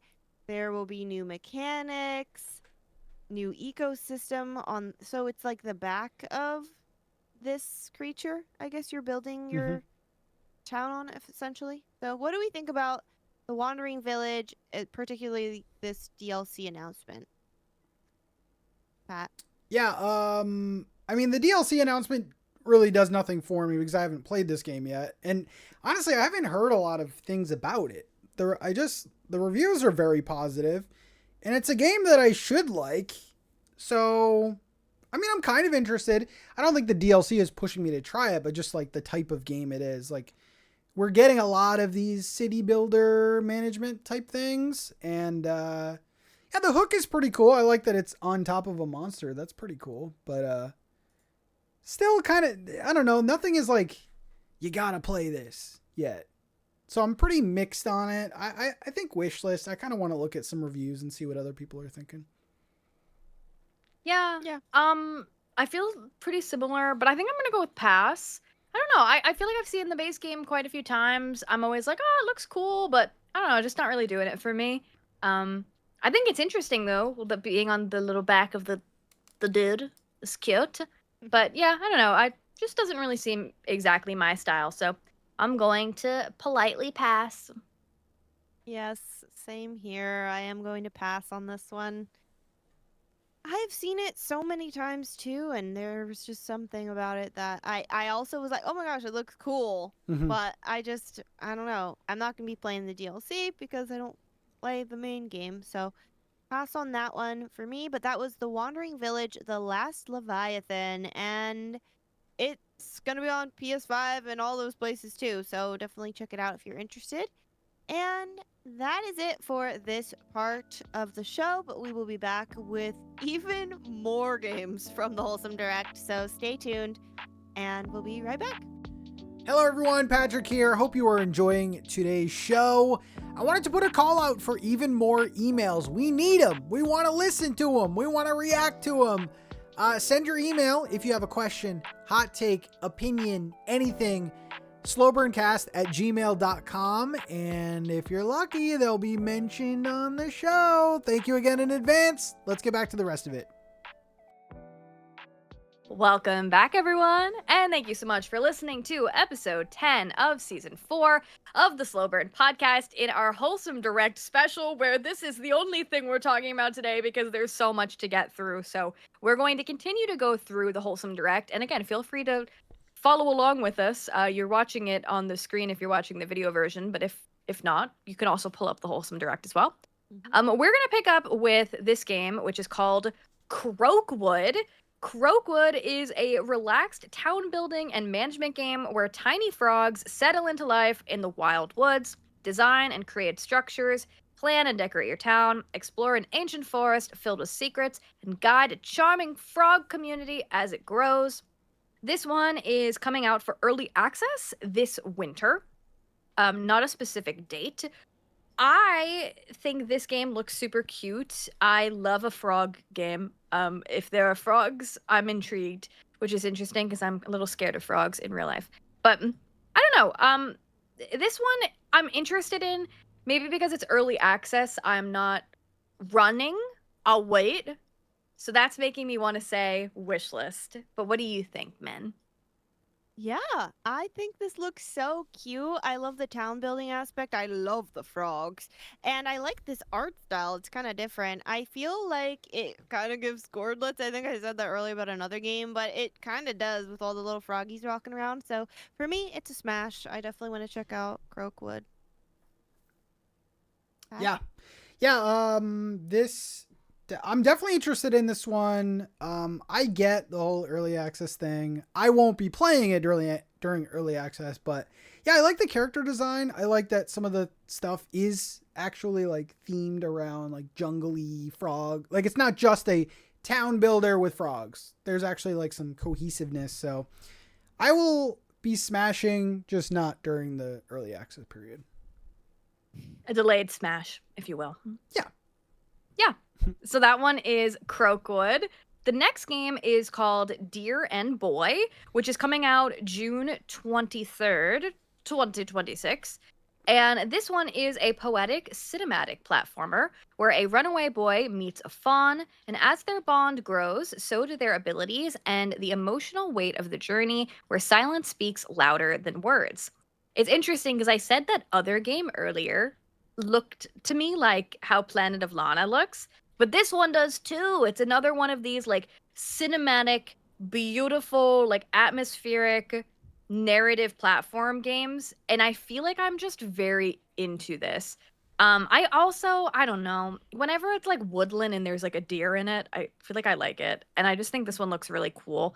I just think it looks like a movie that I want to watch, so I will be smashing. But what do you think, men? I think it looks so precious how like the deer and his boy are working together through the game, and I love the art style. I love, yeah, like how cinematic it looks. And I've heard of this one, so this one's going to be a smash for me.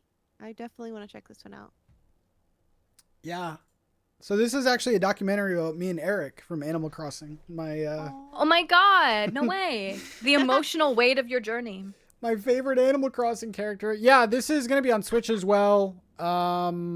Very excited about this one. This would have definitely been like a side quest thing that we do, but something bad is going to happen. I just know it. Either someone's going to whack the deer or someone's going to whack them. Something's going to happen. Mark my words. I hope not. We'll be smashing. I don't think it's going to be a day one. I think this will be a nice one to get like on a sale. It says it's family friendly with no graphic violence or complex text. Okay, in the beginning though. I feel like Bambi just like ruined everyone's experience. Yeah, jeez. Literally. I'll be smashing. Well, anyway. Yeah. Okay. That is Deer and Boy. The next game is called Patience is a Virtue, which I don't believe, is this true? This doesn't have a release date yet, right? This is a to be announced? Yeah, I don't. Play the demo today, Yeah. wishlist on Steam. So, Patience is a Virtue. Something is hidden in the cassette. Rearrange the words of your enemies to investigate a small town conspiracy in this mystery puzzle game. I actually don't remember seeing this one. So, this is my first time kind of rewatching it. This is another one of those art styles that is like very hand-drawn, like sketchbooky. Mm-hmm. And like sometimes I like it, sometimes I don't. I'm interested that the whole idea of this one is rearranging the words to unravel the mystery. I do like a mystery game. I think that's pretty cool. There is a mature content warning about depictions of assault, murder, kidnapping, child death, violence against disabled people, ableism, transphobia, and emotional manipulation. But there are options. No, but there are options to turn it off, apparently. Okay. So that makes me a little bit less maybe inclined. I don't know that I love the art style of this one. I'm probably gonna say pass, I think, on Patience is a Virtue. But what do you guys think?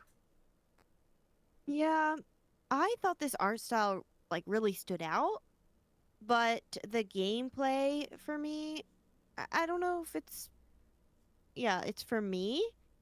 So I think this is a pass for me. I don't know. I'll definitely keep my eye on it, but I'm not really all in on it right now. What about you, Pat?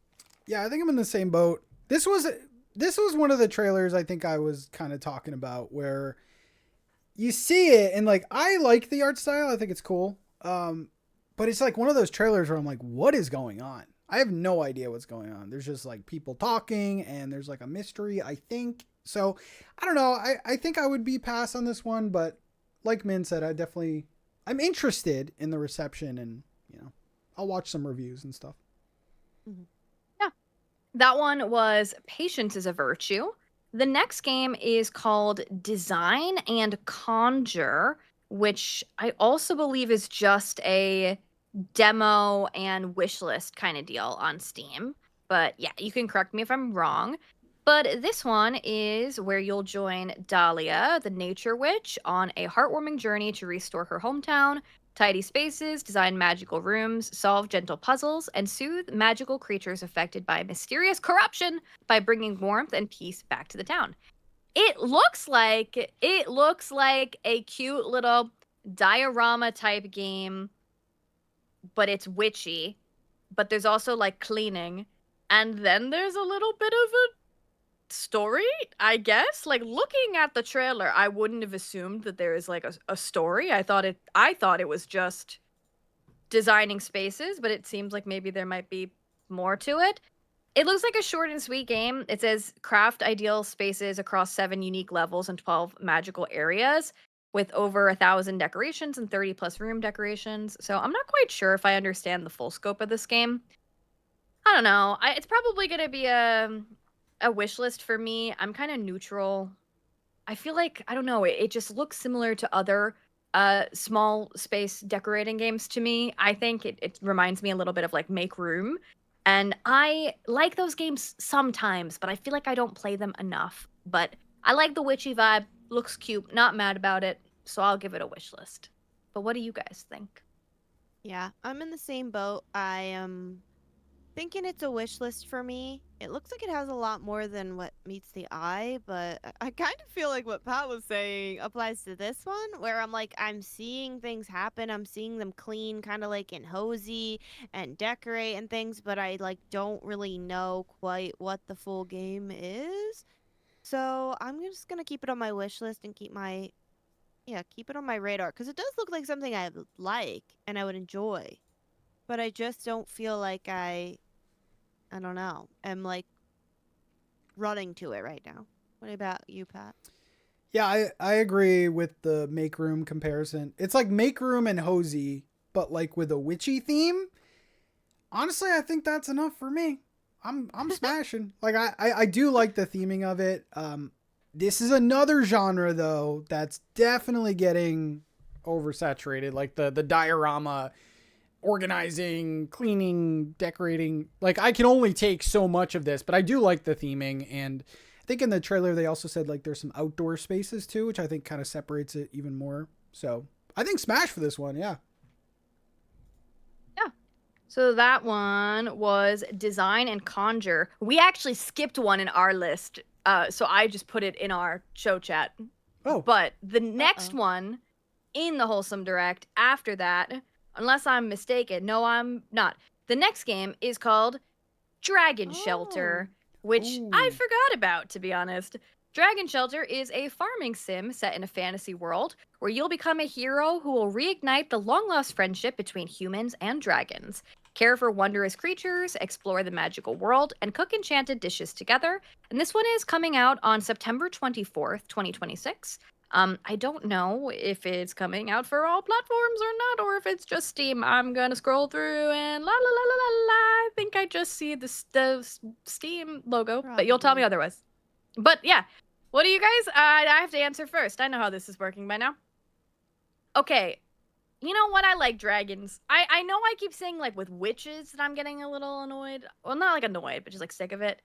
I'm not annoyed with the dragons. Actually, you can keep giving me the dragons and I'm cool with it. I think this is so interesting because it's giving like farming sim, but then it's giving like dragon overcooked to me, which is such a weird. This is such an interesting and weird collab. But you know what? You know what? I'm intrigued. I'm interested, and it's gonna be a smash for me, I think. Yeah. What about you guys? So a Dragon Shelter release date for September, which we said was a big month. September 24th. I've played the demo and I remember the cooking being like a lot. Like it was heavy on the cooking, but like I'm not out on this. Like this is a smash for me. I want to try it again. I want to see it. I love a dragon. And it just looks cute and different. And I feel like, yeah, I want to see more. So definitely a smash for me. Yeah. I'm glad you caught that because I think this is one of my picks for the show. Oh, Ooh. I'm So glad I caught it too. I gotta play the demo because I went away for the weekend, so I wasn't able to play any. So I'll have updated thoughts on a lot of these, but I don't know. I like it. Like looks just like a farm sim with a pet dragon. Literally, kind of like what Min was trying to describe as her dream game. Remember when we did the In our PAX East? Well, that panel. Yeah, it was a little different. But... a little different. I like how the dragon looks like it ages too. Like you can do a little bit more with it. So, and you can have multiple dragons. yeah, I'm interested in this one. Again, I got to play the demo. I'm not going to like go head over heels, but September, we'll have to see what September looks like, but I can't wait for that Smash or Pass episode. definitely smash on this one. Yeah. Good catch. Yeah. I gotcha. So yeah, that one is called what the hell is that game called? I just Dragon looked- Shelter. Dragon Shelter. Yes. The next game was one of the games that shadow dropped during the Wholesome Direct. It is Momento. Which, fun fact, I was pretty sure that Patrick was going to be the one to announce this game, and I was mistaken. You did not, but another lovely creator did. This game is called Momento. It's out now for Steam, and it's coming out for consoles on June 30th. It is a cozy room decorator with a twist. The choices you make play out over the course of a lifetime.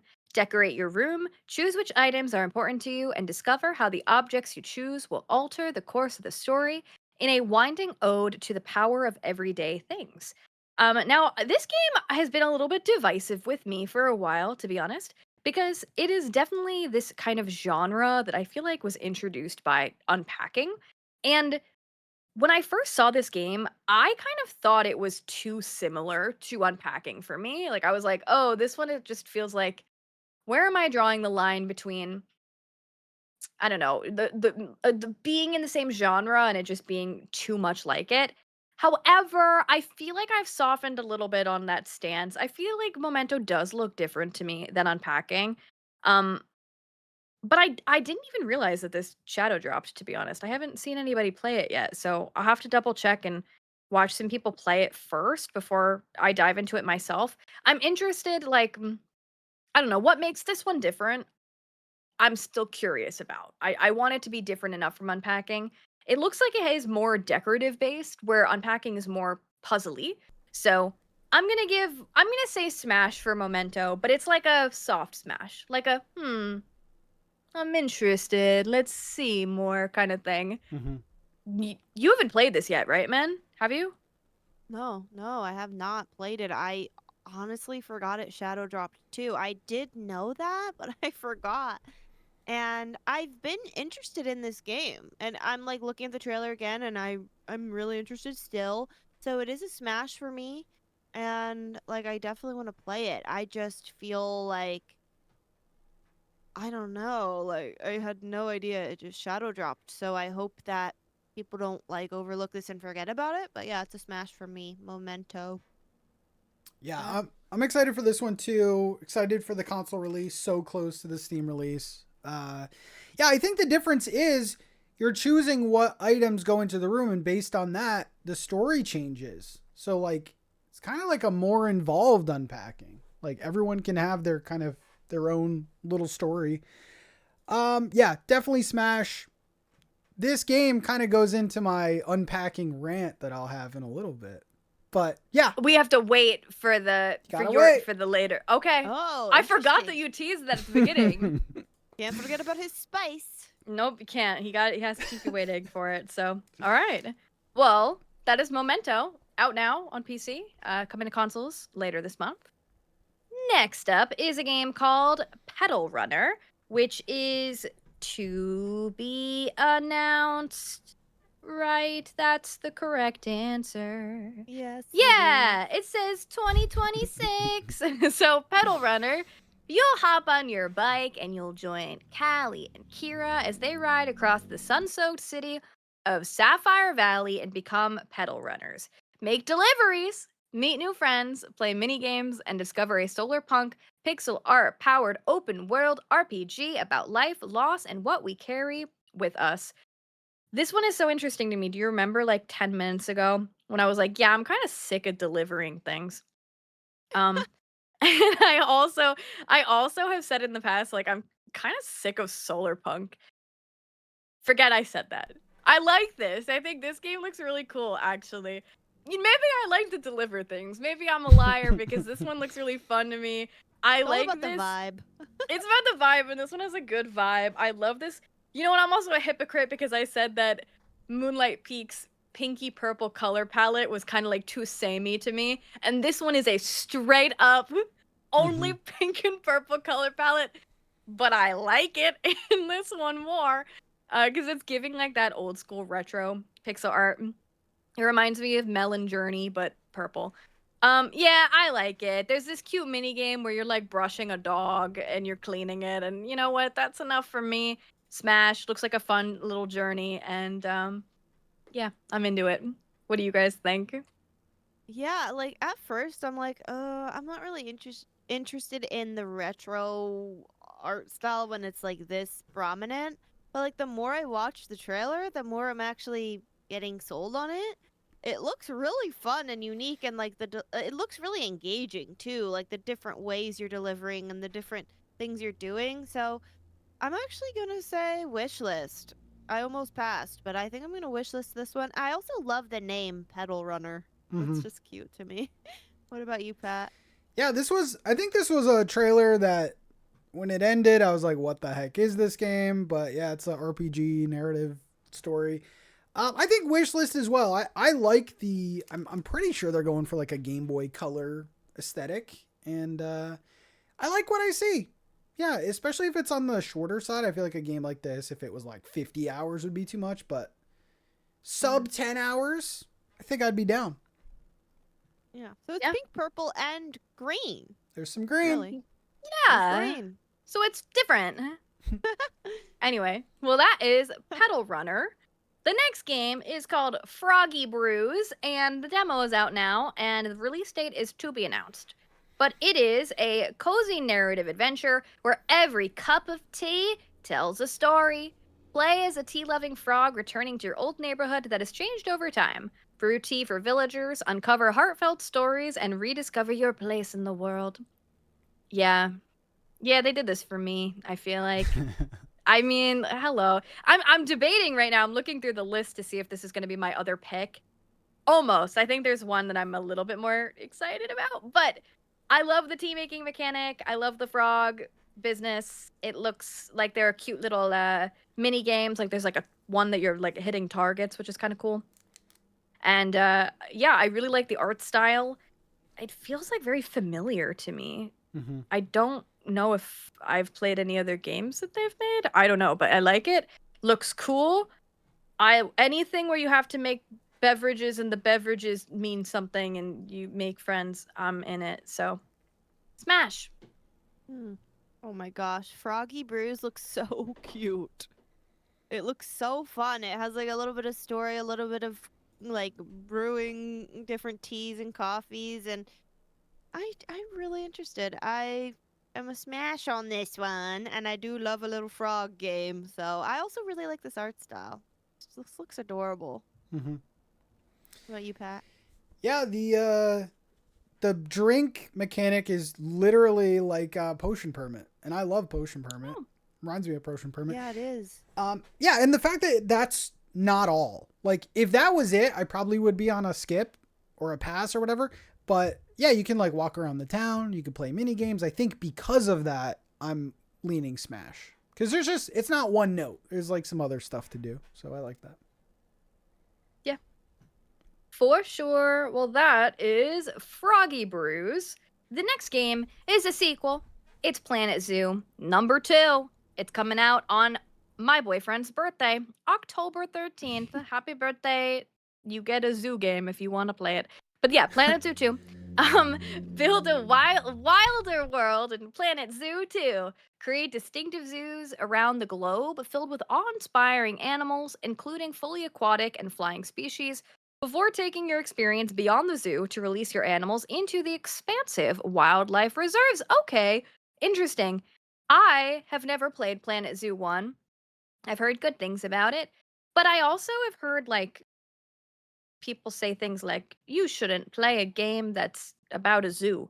But this one, it seems like you're going to release them to like a wildlife reserve, which is kind of interesting. I People always tell me I would like these type of games. I've never played them. I feel like if I was gonna play one of them, I probably would play the other one, but I don't know. Like, I don't know that you need to play the other one to play this one. I think it's different. Yeah. I don't know, because I really liked like 2 Point Museum, and that gives like this style of gameplay to me. I know Pat really likes his earphones are out, so you can't hear what I'm saying. I can hear you. But oh, okay. I know Pat really likes Roller Coaster Tycoon. I feel like this is giving that, but zoo. I'm intrigued. I think I'd watch other people play it, but I don't know if I would play it myself. So I'll give it. If there are slots, I will play it. So Smash if there are slots. If not, wishlist. Oh my gosh, I loved Zoo Tycoon growing up, but looking at this, I do like it. I don't think there's anything wrong with this game. I just don't know if it's a game I'd be like locked in on playing at this time in my life. And oh my gosh, the graphics are crazy. Like this looks so real. So this is really cool. I think I'm gonna wishlist it. I don't know. I'm just not totally there on it. Like I'm not sure if I'd totally be like giving the time and dedication to what all you can do in this game. But what do you think about it, Pat? Because you do like these kind of games. Yeah, I do like these kind of games, and I feel like whenever I do play these kinds of games, I'm always asking like, oh, what else should I play in this genre? And the first game always came up. Like people always recommend the first one. The thing about this series is that I'm pretty sure this game's going to be like $50. So it's a little, I don't know, it's a little tougher to get into because of that. That being said, the graphics... It is $50. Says pre-purchase. Yeah. Yeah. Switch is a little There you steep, go. but like there's probably enough content in there. I'd probably wait for a sale, but I'm definitely interested. And it was a little jarring seeing realistic graphics after so many of these funky art styles. But Yeah. So wait, is it a smash? Is it a pass? eventual Smash, but I need it a little cheaper. A little Okay. cheaper. Yeah. We're creating our own new categories, and I love it. I was So just that thinking that. Wish list. Great. So that was Planet Zoo #2. The next game is also, I guess, in a way, a sequel, but it doesn't have 2 in the title. But it's Cozy Grove Camp Spirit, which is coming out on July 15th. The demo is out now on Steam and Xbox, and you could pre-order it right now on Switch and Xbox, but it's coming out for all the things, including Nintendo Switch 2. Cozy Grove Camp Spirit is, the description says, all those who lost are, we're doing great. All those who are lost deserve kindness. Help cute ghostly bears find peace in this relaxing sequel to the beloved life sim game Cozy Grove, where kindness rules and new crafting, building, and camping island adventures await. I have zero idea what makes this one different from the other one, to be honest. I'm trying to find the answer now. If one of you know, interrupt me. But I don't know what the difference is, other than perhaps we're in a new place and perhaps there are new characters, because it says alongside familiar faces, new spirit bears are waiting for you. And now you can pet a dog. And there's multiplayer. Yeah. Okay, I feel very mixed about Cozy Grove because I love the art style of this game, and like I said earlier, I love their weird little square bears. I like their weird little square bears. I like their weird little ghosty things. I don't like that the first game, I don't know if this one will be the same, but I assume it will. It's like real time. So things just like pop up while you're playing, like things like will respawn. And I just felt like the whole game was just like going back and forth, like horizontally the whole time. and just like things would like pop back up all the time, and I just got dizzy after a while playing this one. At least the first one. So I don't know. Maybe I'm gonna say, yeah, I'm just gonna say pass. I want to like this game, but I just didn't really like the first one that much. So unless the second one is wildly different, I don't know that I would like this one much more either. But I want to, because I like the story and I like the idea, but the gameplay style just doesn't seem like it's necessarily for me. But what do you guys think? Yeah. And I think this one has been on Netflix for a while, like as an exclusive Oh. or something too. But now it's going to be everywhere else. And I remember playing Cozy Grove early into my journey of getting back into gaming because it was one that I feel like is very reputable in the cozy gaming genre. And I played it for a good bit, but I just never found the hype around it. Like, it just, I don't know. I didn't get it. I didn't think it was bad. I just thought it was like kind of mid. And I don't know. I'm just not super interested in the next one. Although I think it's adorable. I like that they brightened up the art style even more. And I do like the little bears as well. But yeah, I think I'm going to pass on it. Yeah. I don't know why. Maybe this was definitely a pandemic game, the first one, because I remember a lot of people playing Animal Crossing, and then the first cozy game I remember a lot of people getting was this, the first one. And I'm kind of the same way. I never really saw the hype. I never played the first one. I'm not a huge fan of the art style, and literally the only thing I know about this game is that it's on a real world clock. So I don't even know like what you're doing. Is it just like a life sim, or It's kind of like a crafting game. Helping the spirits. Yeah. Okay. Because my chat had a big reaction to this one. So I don't know. I mean, I think it'll do well because again, a lot of people probably have a connection to the first game because so many people Maybe picked it you up. should try it. Yeah. Yeah. I don't know. But I think right now I'm passing, but maybe I'll give it a go. I don't know. Well, that's Cozy Grove Camp Spirit. The next game, I think is gonna be my third pick, to be honest. Actually, I'm very excited about this. So it is Go-Go Town, which is finally coming out of early access, and it is launching on Steam on July 18th. And this game is really interesting. I've come a long way to call this one of my picks because notoriously when it first came out, I did not like the game, but then I actually now love it. It's coming out for Steam, Nintendo Switch, and Nintendo Switch 2. If you've never played it before, you'll step into the role of a hands-on mayor and build your town from the ground up, plan neighborhoods, automate logistics, and grow your community, all while juggling workers, infrastructure, and day-to-day chaos to create your dream town. Play solo for total control, or bring friends for co-op mayhem. When I first played this game, I just felt like it was too grindy, and it low-key, high-key annoyed me.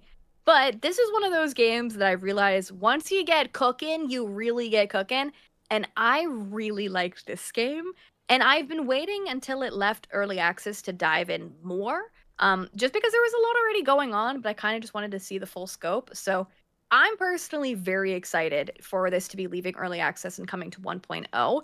I'm excited I'm probably going to just start over, to be honest, but I really like this game. There's so much in it. I love the art style. It's chaotic, kind of fast paced, and a good time. So it's one of my picks. And Smash.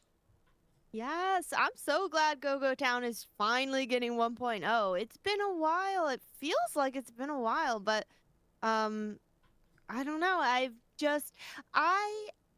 did not love it when I first played it either, but I didn't hate it either. I just know that they had so many content updates that were fixing all of the things that people weren't liking about it. So I know that their early access was there for a reason and that they've been taking people's feedback.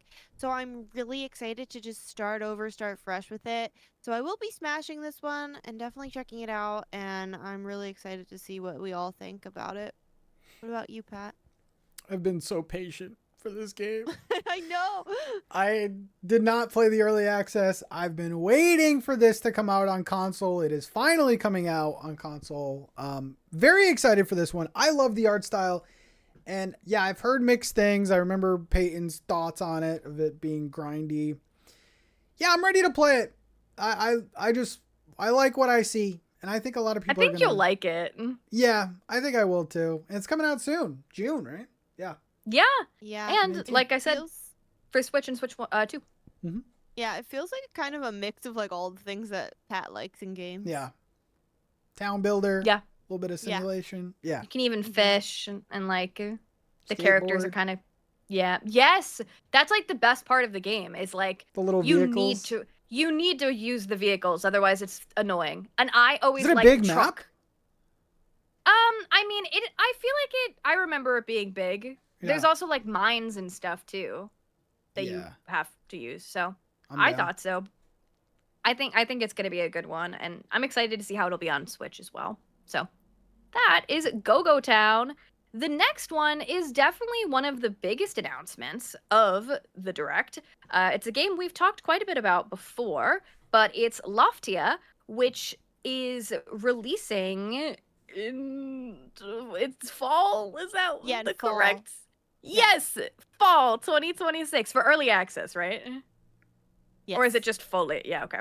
early? So yeah, we've talked a little bit about Loftia before, but if you haven't heard about it yet, Loftia is a cozy multiplayer game about building a life in the sky. Set across floating islands, you'll farm, craft, decorate, and explore alongside friends in a shared world that grows over time. Whether you're hanging out after a long day or teaming up for a bigger adventure, Loftia is a place to slow down, connect, and create something meaningful together. Coming to early access fall 2026. Yeah, Loftia has been one I've been super interested in for a while.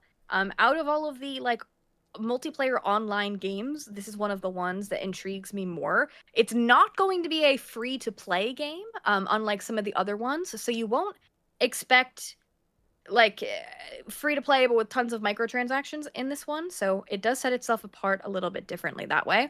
I like the art style of this one so much. I know before I said I'm over like solar punky things. I forget I said that. I like it. It looks good. Smash. Excited about it. Definitely, if I had a fourth pick, it probably would be this. Yeah. I played and completed the beta of Loftia, so I have like the little beta Bara or whatever capybara companion waiting for me when the game comes out fully. So I will be playing it again. Although I feel like I'm like kind of less excited about the game after having played it, just because like it does need a lot more polish than I thought it would, but it is going to be early access, so I'm definitely going to give it a try again because I think I need to see more of like the community aspect and like what kind of fun can I get up to with my community and with friends. Yeah. And that's probably the most important part. And when I was playing the beta, I feel like I was just trying to like race through the quests, and I was mostly playing alone, and I was trying to complete it so I could get the like rewards for that. And so I think maybe, you know, going through and playing it in a different way would feel better for me, but I'm hesitantly smashing on that one. You know, like I know I'm going to play it, but I don't know if I'm going to love it. Yeah. I hope to. I want to. Yeah, I'm still not on the Loftia train. Maybe one day I will be. Like I it looks good. But again, it's another one of these games, and I think I'm kind of with Min. Like I kind of want to wait and see which one sticks, and then just go to that one. Yeah. Yeah, I like what I see, but it's just not. I'm not excited yet for it. But it was nice seeing it. Yeah, for sure. I think especially this is one of those big old Kickstarter games, and it's good to see this one is actually happening. So I'm excited about that. That's Whoa! I don't know what you're. I have a bad cold. Oh, What did you crazy. say in the cough? Puff pals. Okay. Where's your game, bro? Okay. Anyway, that was Loftia. The next game is Tales of Seikyu. I always say Seikyu. Sometimes I say Seikyu. I think I'm always wrong. Please tell me. But it's this game, which is I'm gonna stick with Tales of Seikyu, which is leaving early access and launching in 1.0 on June 11th. So like around the time you guys are listening to this, which is pretty cool. If you've never heard of this game, I believe it's only releasing right now on Steam, by the way. Tell me if I'm wrong. But it is a peaceful farming life sim set on the island of Seikyu, where you grow your farm, restore your ancestral home, form heartfelt bonds with villagers, and shapeshift into different spirit forms to explore a world that moves gently with the seasons. Now, I played a solid 20 minutes of this game in early access, and I got a bug that broke my game, but it was before the game launched. It was one of those things of like I was gonna try to make like a 100-day video before the game came out. And so I kind of remember this. yeah, and I just was like, oh, I have like a game breaking bug, so I let them know, and they're like, oh my god, we're gonna fix it for the launch, and they did, and it was fine. But I just never went back to it for whatever reason. But those 20 minutes I played, I really liked. I thought it was really cool. I love the transforming into the different creatures. I thought was pretty cool. And yeah, it was a really big open world. I think I didn't get far enough in it to have any concrete opinions other than just I liked the vibe, but I thought maybe I would just wait. There were tons of other games that were releasing around the same time, and I think I just maybe followed something else. So I'm interested in checking out this one in 1.0, so I'm gonna say smash. Yeah. I am so happy to see so many games coming out of early access, especially this one. I also played this one for about 3 hours in early access, and I just needed it to be in 1.0 because, like, there were just things, you know, in early access where you're like, I just want to wait and I want to play it when it's done. So I'm definitely going to smash it. I'm going to play it and see. And I forgot it was coming out so soon. Oh my gosh, I had to write that down because I'm like, dang, I can't keep track of all these games. So I'll definitely be checking it out soon. I already have it. So, yay. Yeah, this is one of the games that I've heard pretty negative things about, like the early access period. Like it's just very all over the place. Oh, really? Yeah. I like a lot of the ideas. I like the transformation. So this is a game for me, 1000% that I'm gonna wait on and just because they're gonna keep updating, even though it's 1.0, they're gonna keep updating it. I want to see the reception. So what's gonna happen is I'm gonna play it and Pat's gonna be like, hey, on the show today, Min's gonna tell us about the game. Literally. Yep. I need Min to. Oh I mean, you already have it, so there's no risk there. But Said you, Billy, play it so I didn't have to. I'm waiting. So fun. Well, there you go. That's Tales of Seikyu. The next, which is coming out this month. The next game is called Spiritstead, which is coming soon, and that was the announcement, right? I'm skipping to the end of all.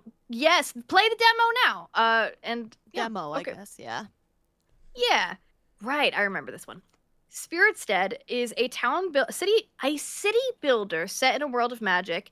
Build a village and care for people who live there. With the help of hidden spirits you discover along the way, watch your town grow and flourish as you expand, create, and decorate. So yeah, another town building type game. However, I don't know what like Smurf-like art style this is, but I love it. I love it so much. I want to live there actually. The ones like this that are like chill city and town builders, if the art style is not doing it for me, I don't really care. This one I like. It's different. It's cutesy. I feel like Papa Smurf lives there, and I want to live there too. So I'm gonna say smash. I'm gonna say smash. I feel like this one I would actually play. Yeah. What do you guys I think think? I'm gonna play it. I think Okay. I'm gonna try. I think for me, All right, go ahead, Pat. No, No, go ahead. I think I think I'm gonna try the demo. I am just like looking at this and I'm like, I love the art style, but like if I really think about it, I don't know how many of these I can play. I know. Like, I know. There's so many. I love the art style. I love it, but I'm gonna wish list because I just I can see myself playing it and then only playing it for like 2 hours and then never playing it again, but not because I don't want to, but because I just don't know how to prioritize town builders sometimes. So Yeah. that's my take on it, Pat. yeah, I know we're not supposed to compare but like when you have 5 or 6 town builders, you gotta weed out some of the, I don't know. We need to play all of them and then do an official them. town builder tier list for everybody. Yeah, this That one would be looks so a little less involved, which actually is more appealing to me. Like, it just kind of seems a little bit more chill. There is also a jack-o'-lantern NPC. Just throwing that out there. Sold.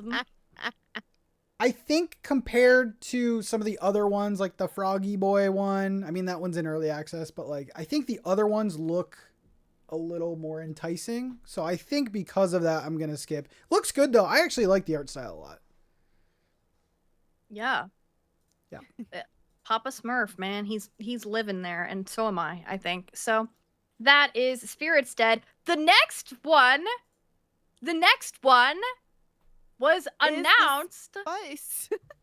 We're about to get spicy apparently. It's whoa. You've waited this long. Just when you thought that they maybe cut him from the showcase because it took so long to get there. And keep in mind, Min was the first content creator. Yeah.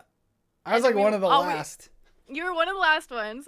But we had Nintendo telling us about this huge Paralives collab. Mm-hmm. What? You guys had like 2 of the biggest games, which is We did. crazy. And I love that for you guys. So, okay. Paralives, if you missed the last episode of the Slow Burn podcast, go check it out. We had the amazing Let's Play Kay on to tell us all things about Paralives. She's like a Paralives expert. And we learned a lot about it. It is a game that is similar to The Sims. That is just launched in early access. A life simulation where you're building, making characters, letting your paras be chaotic. And Kay was like breaking up relationships in hers and all of that fun, crazy stuff. Patrick had the honor of announcing this very weird collab, which is Paralives meets Unpacking, where there are 10 exclusive collab items that are from Unpacking, like the stuffed animals or the things I think are the most notorious, like the chicken stuffed animals. There's also like a poster. And it is a free Unpacking themed update out now for Steam. Did I miss anything about it? And also, what could you possibly have to say about this that's all that spicy? So there's other games in Paralives too, right? They've collabed with other. Yeah. What other games? Yes. have What they- other one? One that was like Dwarf Fortress. They've also collabed with Outbound. They've collabed Oh, that's right. with Yeah. a couple others that I can't even pin on the top of my head, but yeah. So my rant is about Dwarf Fortress. No, I'm kidding. Oh, I don't even know that game. Okay, no, I just neither. want to say this, and I think a lot of people are thinking it. Where is Unpacking 2? What is this team doing? Honestly, what is this team doing, dude? Living their lives? Did they owe you a second game? Yes, they. Oh. Why wouldn't you ride on the momentum of basically a sub-genre creating game? Like, now you have all these games coming out like Momento, and like there's so many organization little diorama type decorating games that I feel like you kind of lost your sauce a little bit. I think if a new Unpacking game came out, yeah, it would do well because of the name. But honestly, it's not a big like there's so many games like it now. When did Unpacking come out? Am I overreacting? Probably. But 2021. So long ago. 5 So years? that's why I feel like this collab is so random. And like when I Who thought that when I they got my say, script, let's collab with them? what is going on? 'Cause I got my script and the last word in my script was Unpacking. And I was like, oh, let's go. That would have been one of the biggest announcements of the whole show. But what are they doing? Am I just like... I'll tell you right now what they just came out with another game in April of 2025 called Tempopo. Okay, so they're not doing anything. Well, I don't know what the game. I don't know what the game. Wait, was. I'm gonna send you that game right now. It's a musical game. But they have gone on record to say there will be no Unpacking 2, as we see Unpacking as a completed story. What? According to Well- Steam and Reddit. Could they do like a different game that's the same, just called something else, or would that be Unpacking too? Yeah, It's I don't just know. very weird to me because, yeah, like that story is done, but why wouldn't you have the same type of gameplay but other stories? Like, Yeah. and the story of Unpacking was so cool because you didn't realize that you were a part of a story until it went on, and you're like, oh my god. But like, I feel like that template, that format is just such an easy, like, let's take this momentum and keep going. So hearing that, yeah, you're gonna see games like Momento pop up because I'm excited to play Momento, and I think subconsciously it's like filling that Unpacking void. Very strange. I'm interested if any of our listeners have the same opinion on that. Like, wouldn't you want to continue that? It's like one of the biggest indie games. Okay. Like what you've just said about like Momento, like filling that void, is kind of like what people say about Pal World when it comes to Pokemon. And it's like, oh well, if Pokemon won't do it and these people will, then I'm gonna play that. But they're still Is that- attempting it. That's the difference, though, because we're still getting Pokemon games. They're at least Right. trying. But Right. especially an indie game. Like, it's baffling to me. I feel like if you strike gold, you friggin' milk it. Does that sound bad? I don't know. It probably does. But, okay, that's my rant. I'm done. All right, so that's the spice you've all been waiting for. I kind of like, I understand that Unpacking is a completed story, but like, I'm with you, Pat. Like, I would play an Unpacking too, like the minute Literally. that would come out. I would too. So- I guess I just don't think they owe it to us. Yeah, they don't. They No. don't. They don't. They definitely don't. And I could also see just like wanting to do different things. Like, you know, they even had done that April Fool's update where you could do the Black Stars mode and all of that and like put everything in the wrong place. You have the engine. You have the art style. You have the yeah, sauce. you already have it. The name. Everything. Anyway. But what was the other game they made? I sent it in the chat. It's called Oh, I'm so- sorry. Beep, blop, beep, that. beep, bop. No, it's called Tempopo. Oh. Then Popo. Oh, okay. I do remember that game. But yeah, I don't know. I already have Paralives. I already have Unpacking. There's also a Paralives Unpacking bundle. I already like that's really cool. Now I'll just put the items in my Paralives game. So I guess Smash. Oh, will you be playing this bundle? Will you be playing this free update? Yeah. Pat, will you be smashing? Right. Yeah, Kay convinced Texting me. the Unpacking team. to tell them Like, where when the hell are you guys? Yeah. No, I highly recommend listening to the last episode. One of the better segments that we've done. It was good. Yeah. Last episode made me regret giving Pat my key to Paralives because I And was you like, didn't I don't use- think I'm gonna play it, and then I was like, here, you can have it, and well, But I also heard Pat has to play Paralives because he said he would play whatever game he announced. Whatever game And- it was. so we better be expecting it soon. I think I'll play Paralives eventually, so I'll say Smash too, but maybe not. I mean, I'll wait a little bit. I feel like this does feel like a random collab, but I'm not mad about it. I thought it was cool. Mhm. So there you go. That's Paralives with their free Unpacking update, which, according to Patrick, is nowhere near as good as if there was just Unpacking 2. I think everyone would agree with me about. Would you rather have this update or Unpacking 2? No, Oh I would my rather have God. Unpacking 2, of course. It's a cute update, though. I like it. Yeah.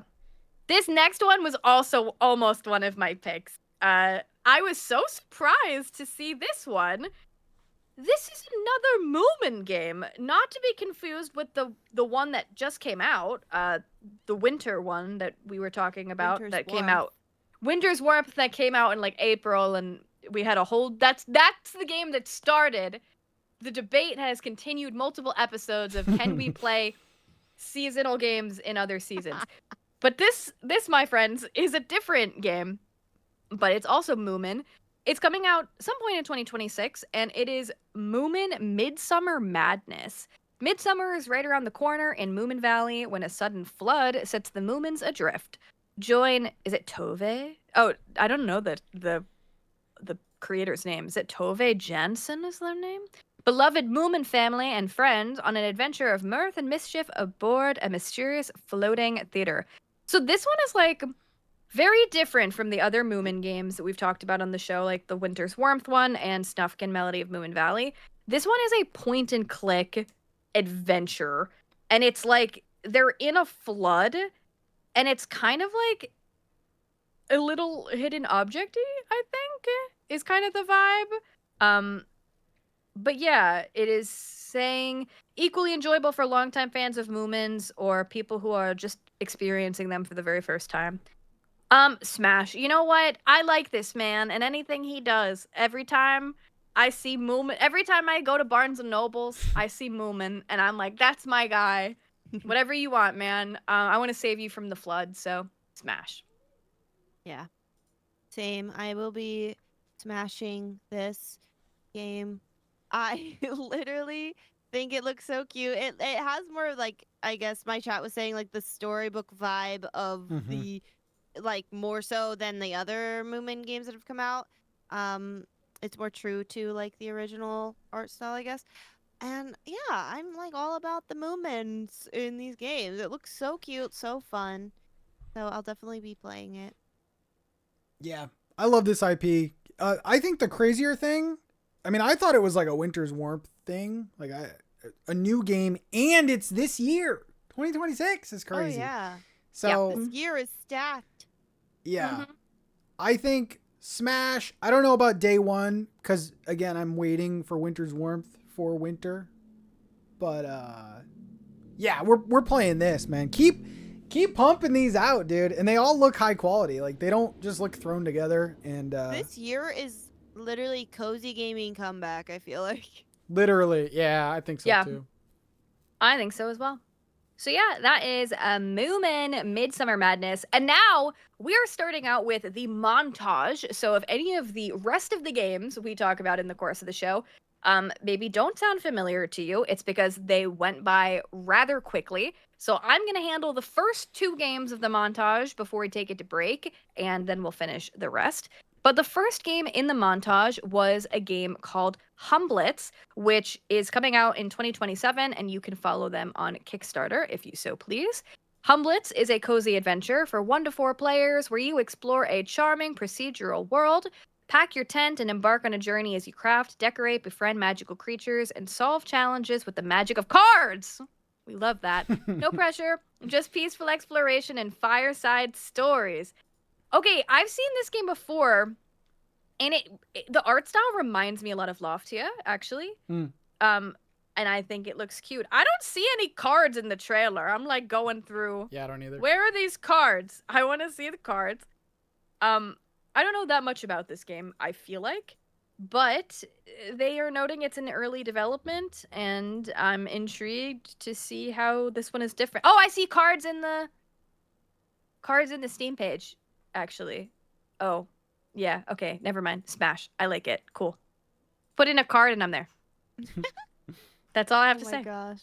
I had heard of this one too, and I didn't realize this wasn't like an MMO. This is a adventure for 1 to 4 players.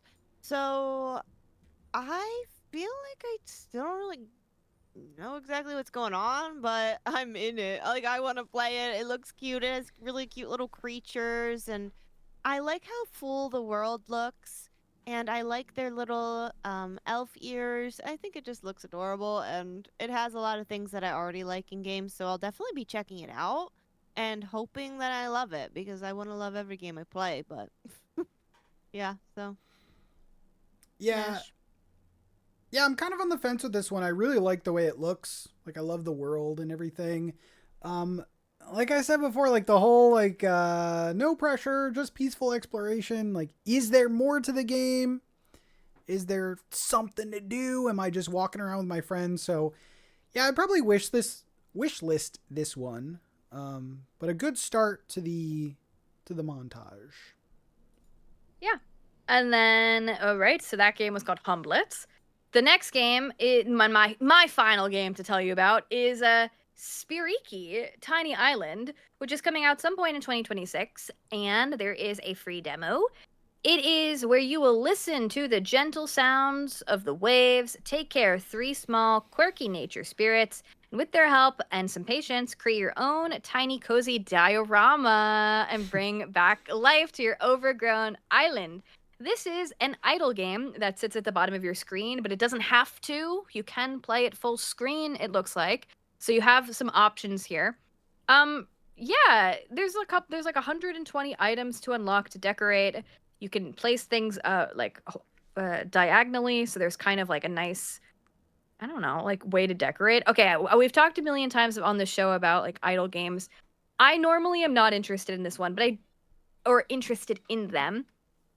This one I like. You could play full screen. I like the decorating. I like how the little spirits look. I like that they're 2D and everything else is 3D. That's pretty cool. If I was gonna play an idle game, this could be the one, but I don't know that I'm gonna, so I'm gonna say pass.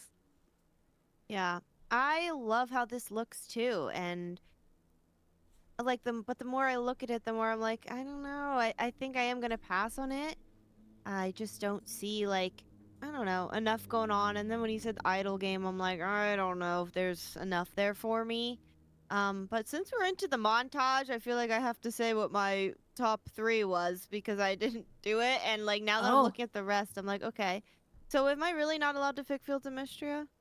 Of course you are. Don't listen to him. So. Okay.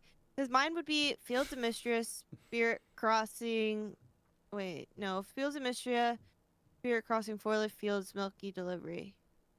Okay. Since I'm not allowed to pick Fields of Mistria, but I did. You're allowed to do whatever you want. So I picked 4. Thanks, Pat. There you go. Thank you. Yeah, idle game I'm kind of out on, but judging it as just like a game, not saying an idle game isn't a, you know what I mean.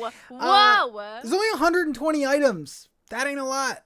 So I feel like it is probably best played as an idle game because you can kind of go at it a little bit slower and probably savor the items a little bit more. I do like the art style, but I think I'm going to skip. And there you have it. That's more games from the Wholesome Direct. When we get back, you guessed it, even more. The rest of the games from the Wholesome Direct we will be smashing or passing when we get back. Hey, it's Min, and I'm here to tell you about Slow Burn merch. Did you know that if you go to slowburnmerch.com, you can pick up Slow Burn merch?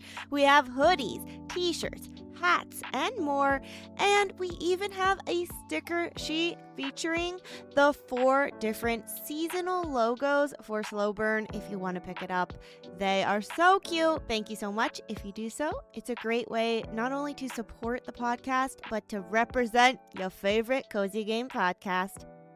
All right, welcome back to episode 10 of the Slow Burn podcast. It is our Wholesome Direct Spectacular, and we're going to keep going on with these games. I think the rest of these games were all montage. There's a lot of games here, so let's get to them. First up is Waterfall, which is coming out in 2027. A peaceful nature builder where you dig riverbeds to guide water through tiny desert valleys, grow a variety of plants, and discover all the animals drawn to the new habitats. Complete quests and unlock new contraptions to transform the dry landscape into a lush oasis. I feel like we have talked about this before. Have we? I feel like this is true. Oh, maybe. Okay. Maybe I hallucinated it. Wasn't this this was literally just announced, right? Oh. Is this a premiere? I feel like I've seen this. I feel like I've seen this too. I don't know. It says announcing Waterfall. Oh, you're right. It says world premiere. Oh, maybe there's something like it. Just kidding. I don't know. This kind of gives me like... You guys had the same dream. Yeah. Yeah. I'll start here. Yeah, it kind of reminds me of like Tiny Glade. Pretty satisfying to see like the like creating like paths and rivers and stuff like that. I think wishlist. It's not pulling me in as much as like a Tiny Glade would. So I think I would wishlist this one. Peyton, what do we think? You know, this is like if Animal Crossing waterscaping was easy. Which intrigues me, but like I don't know, it's very like desert-y. Yeah. And I don't love. I mean, wait. Well, the whole point of it is, as you make the water, it becomes less desert. That's the you whole point. hydrate the area. Right, right. I played another game like that called Terra Nil a long time ago. And I don't know, it just didn't really do it for me. This one feels very different, to be fair, but it's not grabbing me, so I'm gonna say politely a pass. And thank you for existing still. Dang, I didn't realize that one was in the sizzle reel. Oh my gosh. Waterfall? Yeah, I thought that one was, I felt like it was pretty long in the sizzle reel at least. Because I do remember it, but I was like looking at it and I wasn't like super sold on it. I did get the Tiny Glade vibes as well, like it's how things were popping up and how the terraforming worked, but I'm just not. I don't know. I think I would probably like it, but I think it's just a wish list for now for Waterfall. Okay. Next up, we got a dopey game here. It's called Rubber Bird. Meet Rub the Bird and help him answer the big question: why does he have arms? Jump, stretch, grab, throw, and mess up everything around you in this bite-sized physics-based platformer. I don't think this is a game for me. It's silly. It's funny. I don't know. Maybe something to like play around on. They don't have a demo yet. I think I would skip this one. It's goofy though. It's cute. Peyton? I like it. It's goofy. It is goofy. And you know what? You remember earlier in this when I was like, I don't really like those games where you just kind of like do whatever and explore. I like this one though. Not that much. I mean, it's a 2 to 3 hour adventure, which is probably all that I could take, I think. Yeah. So I think it's perfect in that sense. And Smash, actually. I think it's a too much flopping around for me, but it looks really flop. silly. Yeah, flippity floppity. And there's nothing wrong with that. I just don't know if I want to do that in the game, but I like the little arms. They're kind of cute. You know when Min gets into that yeah. mood where like she only laughs and like goes nonverbal? That's the mood you need to be to play this. Yeah. Non-verbal and all laugh. Thank you, Pat. But this is not till 2027, so, right? Yep, 2027. So maybe This I was will, a world premiere. change my mind on that by the time we get to it, but right now, just wish list. All right. This next one, I don't think we need to spend too much time on. We've known about this. What did they announce for this? Just 2026? Planned release 2026. This is Hella of Mice and Magic. See the world through the eyes of a brave little mouse in this enchanting 3D co-op adventure. Explore breathtaking landscapes inspired by northern Sweden. Solve puzzles and be a force for good in a land where heartwarming storytelling and the beauty of nature intertwine. I absolutely love the graphics in this one. I love a scaled down world where you're tiny and everything else is giant. Don't love a co-op game, but I do want to try this one out. So probably going to smash on this one. It is coming out on Switch also. Peyton, our rat queen. I love it.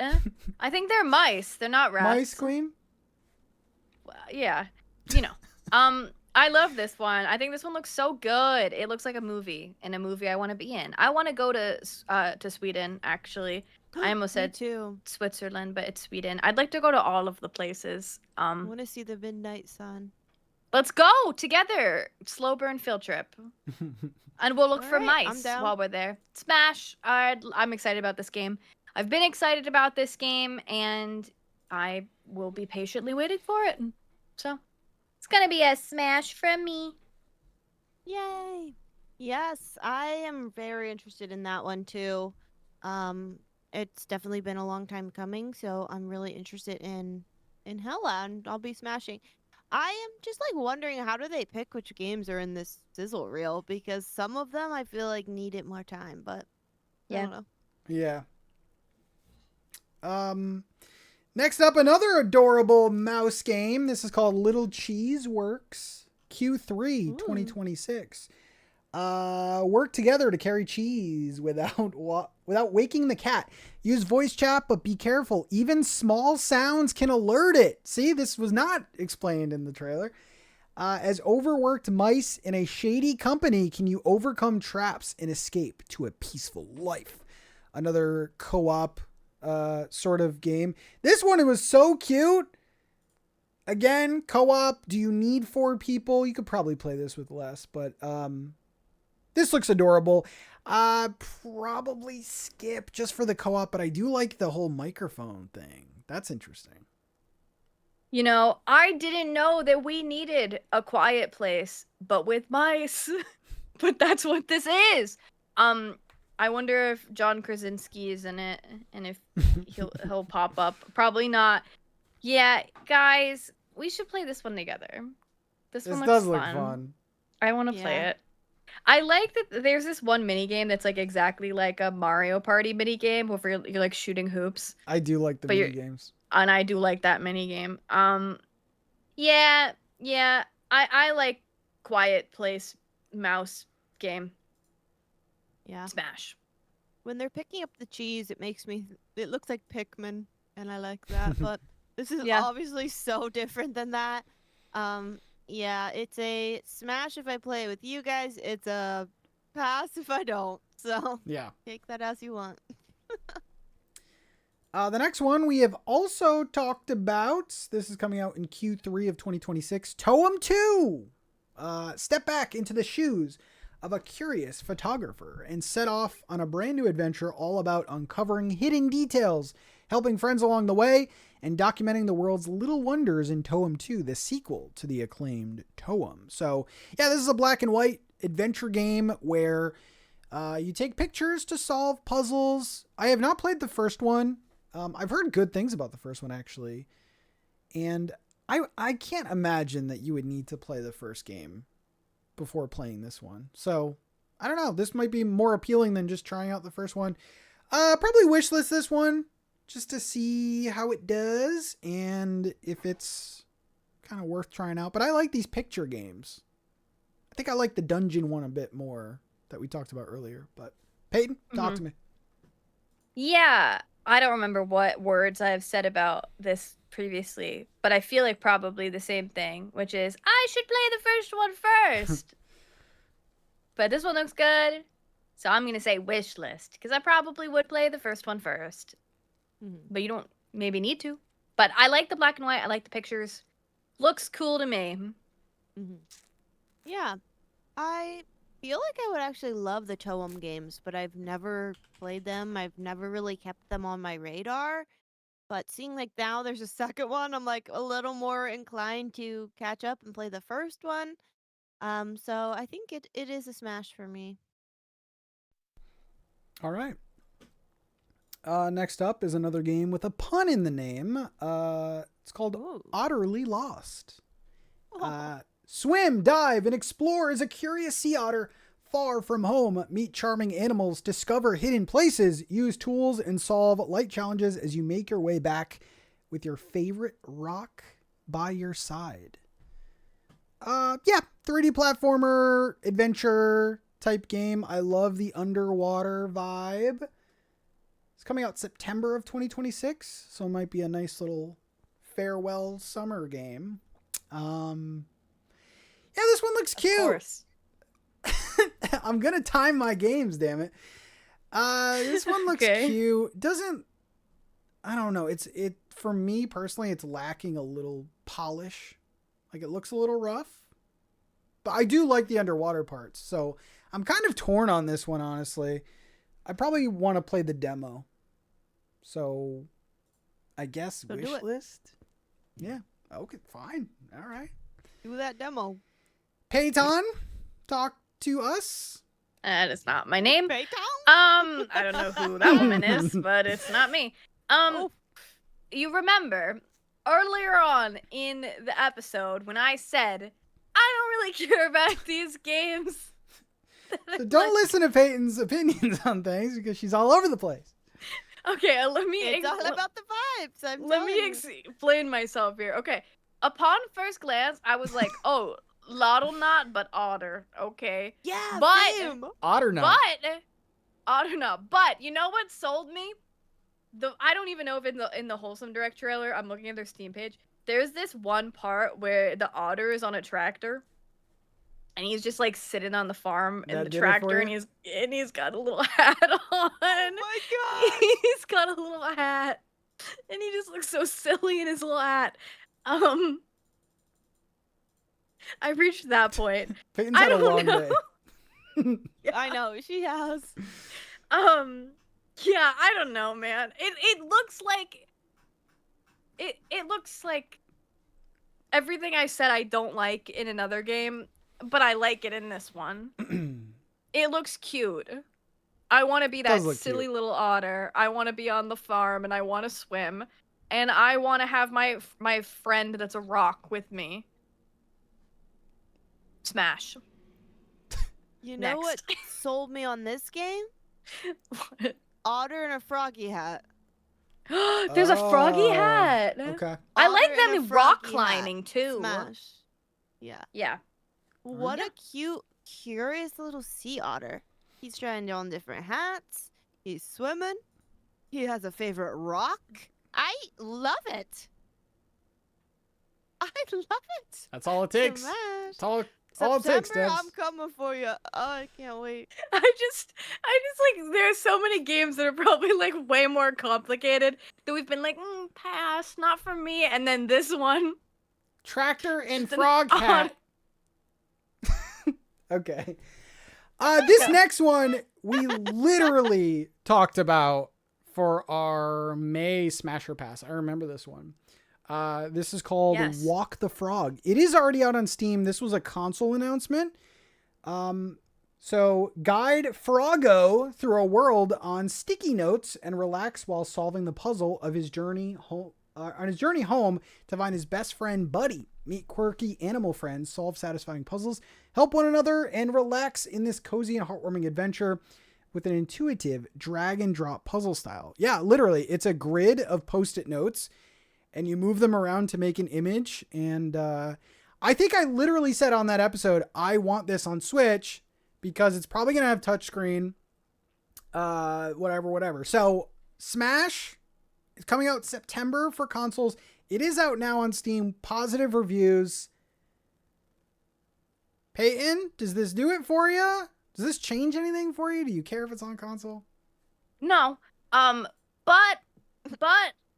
it makes me remember that what we have to get through this. It makes me remember that the game exists. And I'm excited. I'm like, yes, this did just come out. We did just talk about it. And I forgot.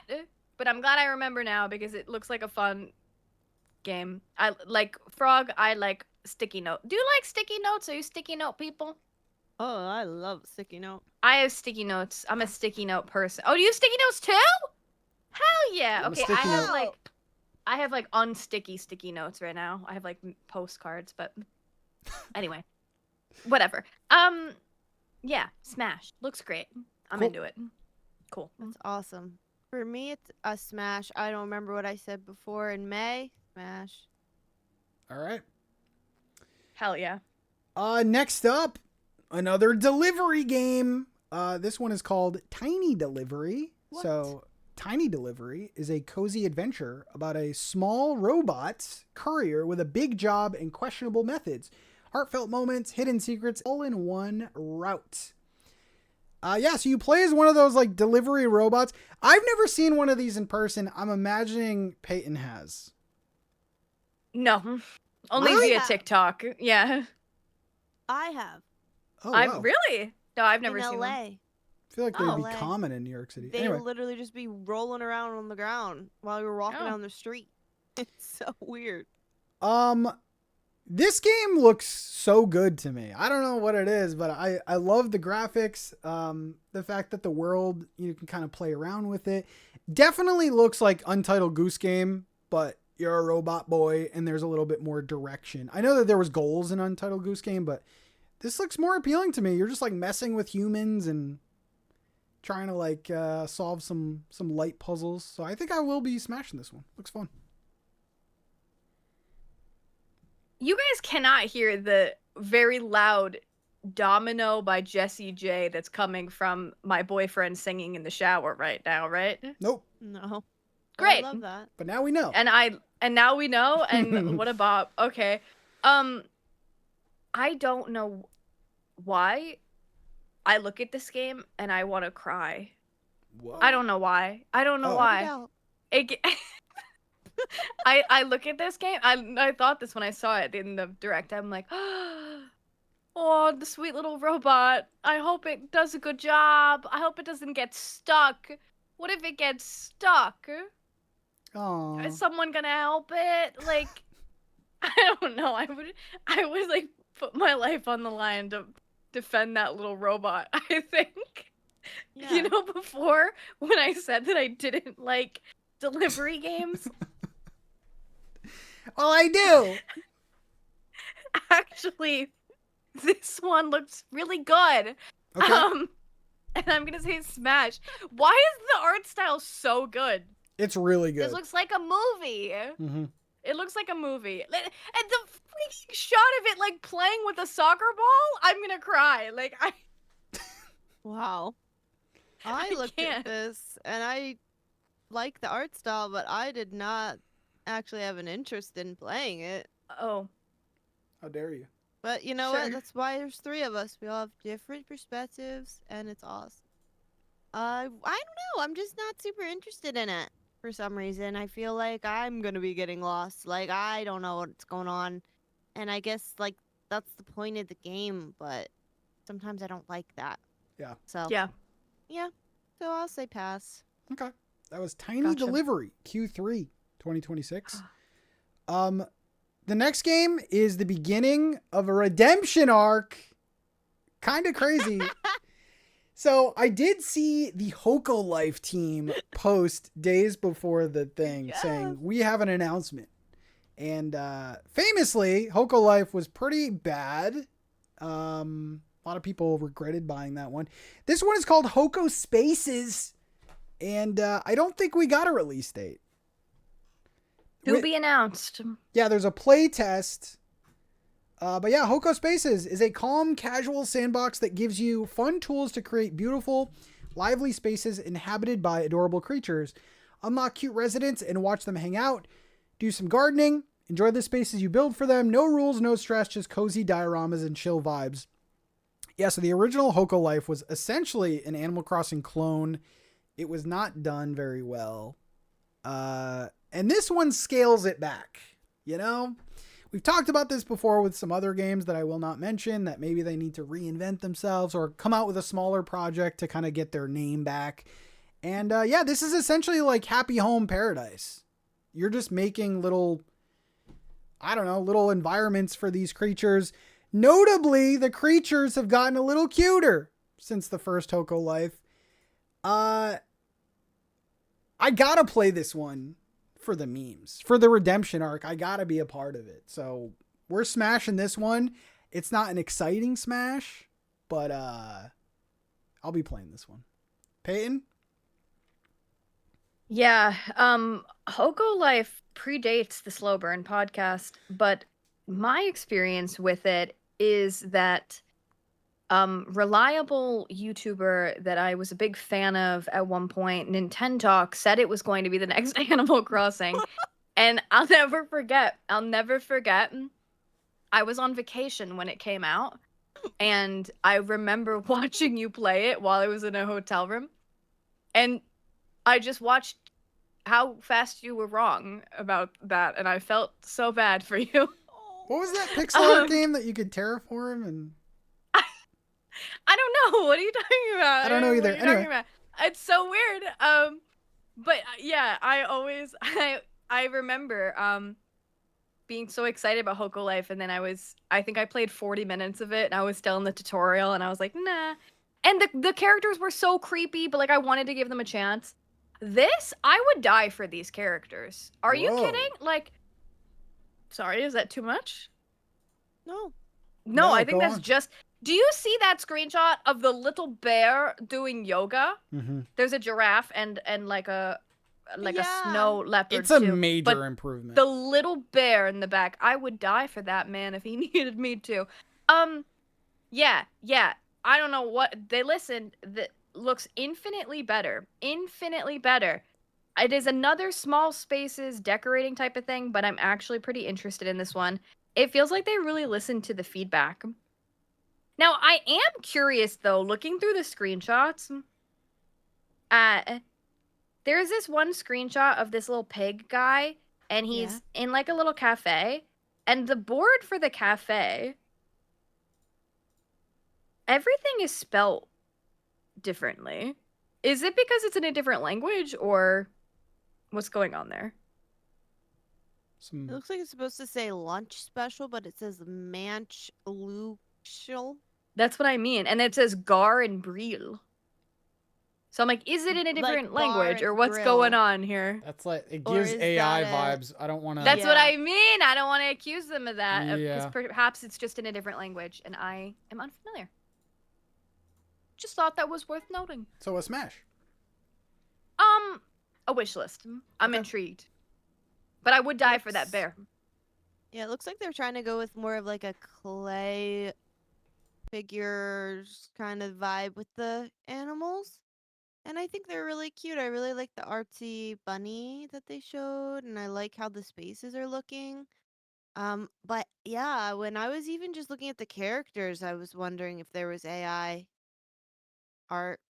There's no disclosure. There's no disclosure on that. We have no idea. We're just weary of AI at this point in gaming. But yeah, I mean, as long as there's none of that, I'm really interested in it, actually. I think it looks just really cute and wholesome. So yeah, it would be a smash for me. Okay. I've never played the other Hokko, so I don't have like the scary nightmares or anything from that. Don't do it. Listeners out there, you're going to see it on sale for like $2. Don't buy it. I think I bought it for $1. Yeah.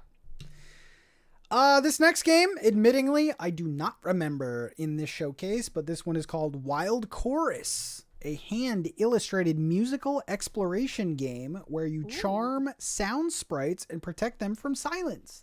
Continue them into melodies and fix the worlds and the soundtrack in whatever way you choose. No musical ability required. It says coming soon.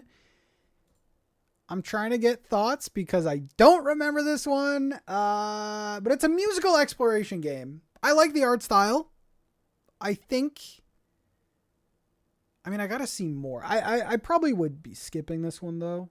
Does it like color the world? I think so. Yeah, it looks like it. Yeah, it does. Yeah. Okay. You're like restoring this world with music. Yeah, the art style's cool. I'd probably skip this one. I'd keep my eye on reviews, but I'm gonna give it a wish list. I kind of like the art styles. Like kind of fun and like trippy a little bit. Like I like that this house is a tongue. What's going on there? I'm intrigued. I'm gonna give it a wish list. Yeah, I'm gonna say smash. I think it looks really cool. I was listening to like the music in the trailer, and that alone I feel it can make a game like this that's about music just stand out so much, and like how it colors the world. I don't know, it just looks really cool. So I'll say smash on Wild Chorus. Love it. okay. On a scale of 1 to 10, how much will you hate if I tell you that we accidentally skipped a game? What did we skip? 10. Japanese rural life adventure. Oh yeah, I think I purposely skipped it. What did they add? What was new about it? It says March 4th, new play rewards. Yeah, that's why I skipped it. Min's played it. Min's played it. Do you? I mean, for me, when I saw that, I was like, wow, that's crazy, because the game actually already has like a lot of content from being on mobile and like continuing the development period through that and having. So I thought that was cool, but like Pat said, like I don't know if it needed to be included in here, but it was cool that they're adding even more. That's great. Every time I see the game, I'm like, man, it's a nice looking game. So yeah, maybe I'll try it one day. Wish list.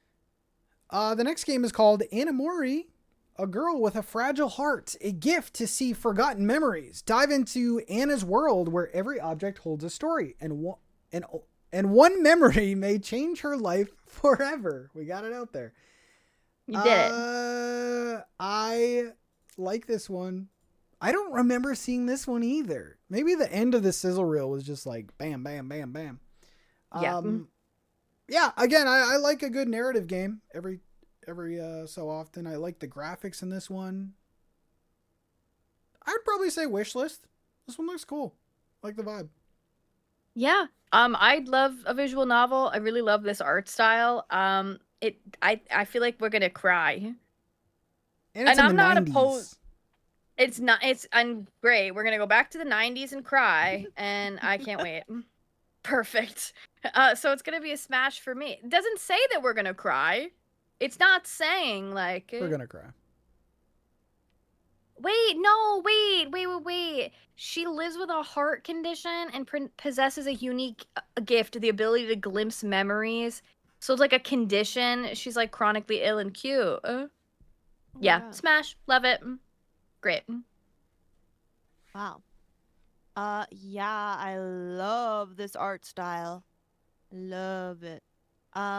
So it's a smash for me. I just get this like old school life sim vibe from it, like from back in the day when I would plug in whatever that little Dream Life console was, and it gives me that vibe. I don't know. Yes. I loved that thing so much.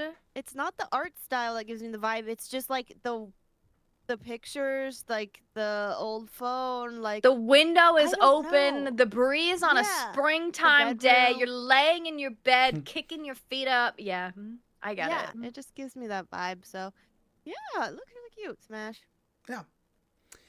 This next one is coming out August of this year. It is called Colorbound. I saw this in another showcase as well. In Colorbound, color is more than just hue, as Anku in Amara Boy. Am I saying that right? I don't know what that is. You're good. Keep going. You just got to do it with confidence. With a unique Mara gift. boy. You'll harness the power of color to shape the environment itself, uncovering hidden paths to navigate challenging and complex puzzles. Yeah, I did see this one. This is coming to console as well. I love the animation of this game. It's very bouncy. When your character is jumping around, it's very bouncy and fluid. This game I feel like would hurt my head because you're basically like swapping colors, creating platforms. So this one does it. Oh, it does have a demo. Okay. I think as of right now, I'm on the fence. I'm wish listing. Maybe I'll check out the demo and see how it plays and if I like it or not. Looks cute. Pate? Yeah, I feel like I'm mixed about this one. I'm not always into the platforming in this kind of style, but I don't know. It seems just like really creative with the color switching, and I like the color palette as a whole too. So I feel like I'm going wish list a lot of the time here, but for the llama alone, I think I have to give it at least a wish list. So I'm going to do that. Yeah. I love the art style, but I don't think I would like the gameplay. So, yeah. I mean, I'm going to keep an eye on this team to see if they make other games after, but other than that, I am going to pass on it for Colorbound. I just don't see myself like vibing with that kind of playstyle. I think it's just going to be a little too much for me. This next one is coming out Q1 of 2027. I actually wish this was in the showcase rather than a quick mention because I'm very interested in this one. It's called Fossil Quest. And it says, you have always dreamt of creating your own dinosaur museum and how you finally have the space to do it. And now you finally have the space to do it. Dig for fossils, assemble your exhibits, and create the museum of your dreams in this relaxing, wholesome life sim. This looks great. Yeah, you're basically like curating a museum, walking around, digging up fossils, cleaning fossils. I don't know what it is, but I like the art style. It looks funky to me, and it's something different that we haven't seen. Like, we have museums in other games, but this is just purely fossils, so I would say smash. 2027, though. I have zero recollection of this. But this game looks so good. I like that you are collecting little rocks as well. I don't know that I've ever particularly wanted to be a paleontologist, but I do today. This looks so cute. I love how the characters look. I love the art style. And yeah, I think you're right. I think it's different from like other museum games. And I like the kind of mini games of like cleaning the fossils look kind of cool. And it feels different enough to other museum games that I've played that I've liked. And I don't know why I wasn't paying attention because I would say Smash. I think this game looks cool and different. I agree. When I saw this one, I'm like, this reminds me a little bit of Jemporium with the little It mining does. thing and then like the cleaning the fossils and like it has a little more than that. Like, but I love that. So this is a smash for me. I think I'm gonna really like it and I really want to try it out. So yeah. All right. All right. We have 3 games left, everyone. Home stretch. This next game, I believe we have seen before. It's now coming out in October 2026 with a demo. This is called Danchi Days. Help Hoshino bring her hometown back together in a comedic yet bittersweet story set in the 2000s in Japan. She'll face malevolent forces, uncover truths about her town, all while reconnecting with neighbors and her grandma living with dementia. This looks amazing. Definitely like a retro sort of Game Boy Advance art style. This looks cute. I think I would smash this one. I like it. There's a lot going on. It's like an RPG adventure sort of thing. And I'm kind of down with the art style, actually. I like these throwback pixel art. Yeah.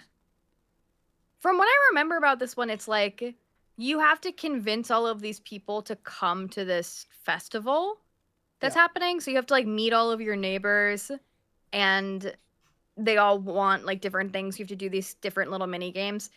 I've seen this one for a while. I love the art style. I think it's just so cute. Yeah, it's very nostalgic and it feels very different. Like I like the little mini games, but it feels like there's a purpose and yeah, I love it.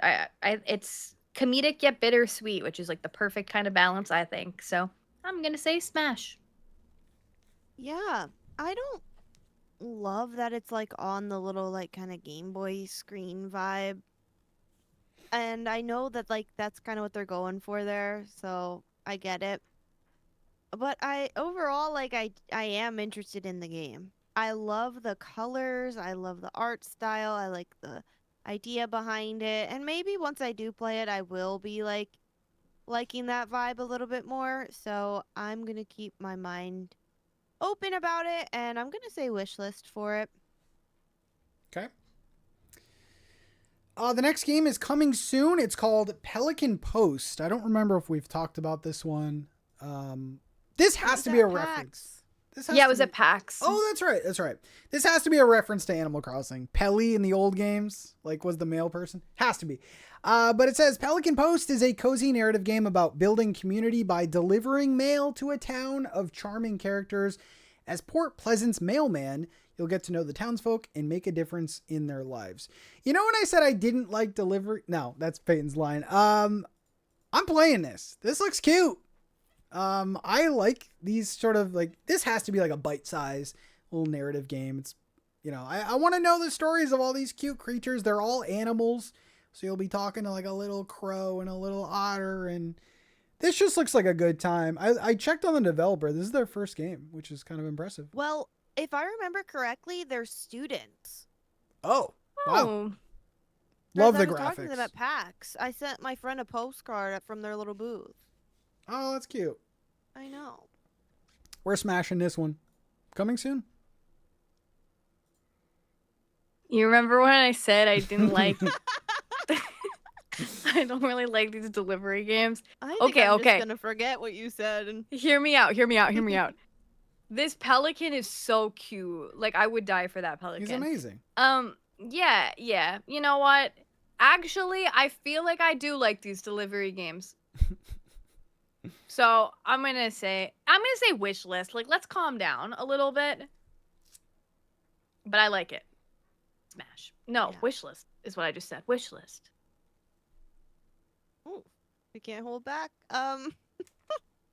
I think that this is the game I was referencing when I said, how are some of these just the sizzle reel? I do think Yeah. that of all, yes, there's so many delivery games in this, but like, I feel like this one should have had a bigger moment. I love this art style. I just really think it's so cute.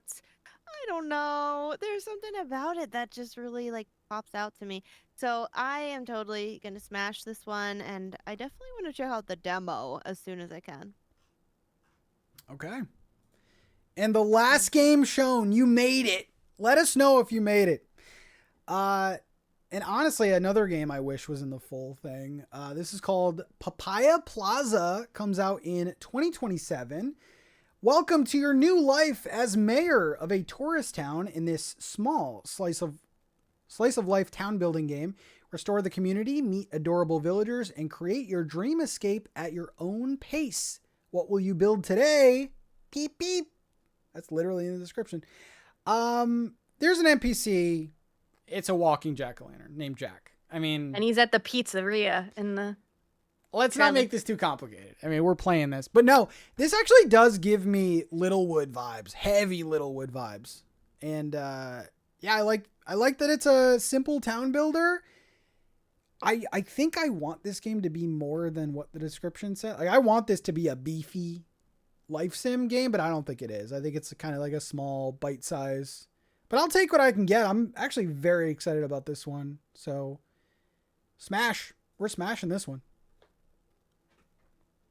Yeah, I'm a little worried it's gonna be too simple for me. Mm-hmm. But I'd like. There's a pizzeria. There's a juice shop. There's a tailor. Like, there's cute little buildings. I don't know. It just seems like a cute little time. Like, I don't know. I just look at these little faces and I'm like, it's giving a little bit Sprout Valley energy. So I don't know how complicated it's gonna be. But I want to find out. So I'll say smash.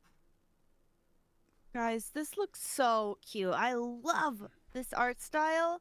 And it's so cool because at the end of each day, it says that your town will be scored on like how far along it is based on like a star ranking. Oh, I that's just cute. love that. That's so cool. And then it's like, yeah, try to keep building it up more and more. So I feel like there's that like gameplay loop, I guess, element to it. Ah, I can't believe it's 2027. Like, I really want it now, honestly. Like, if there's a town builder, I want this one, kind of thing. I agree. Is how I'm feeling about it. I think it looks so cute. I love it. I love the idea of being the mayor as well. Papaya Plaza. It looks so cute. Also, we need some merch because the art, like the key art and stuff, is so good. Love that art It style. is. Yeah. And it actually matches the game Yeah. too. Like, it doesn't, like, although we know like they're zoomed in and stuff, it really fits the vibe of the game perfectly. Yeah. So that was every game that was shown in the Wholesome Direct. We asked you guys over on Patreon.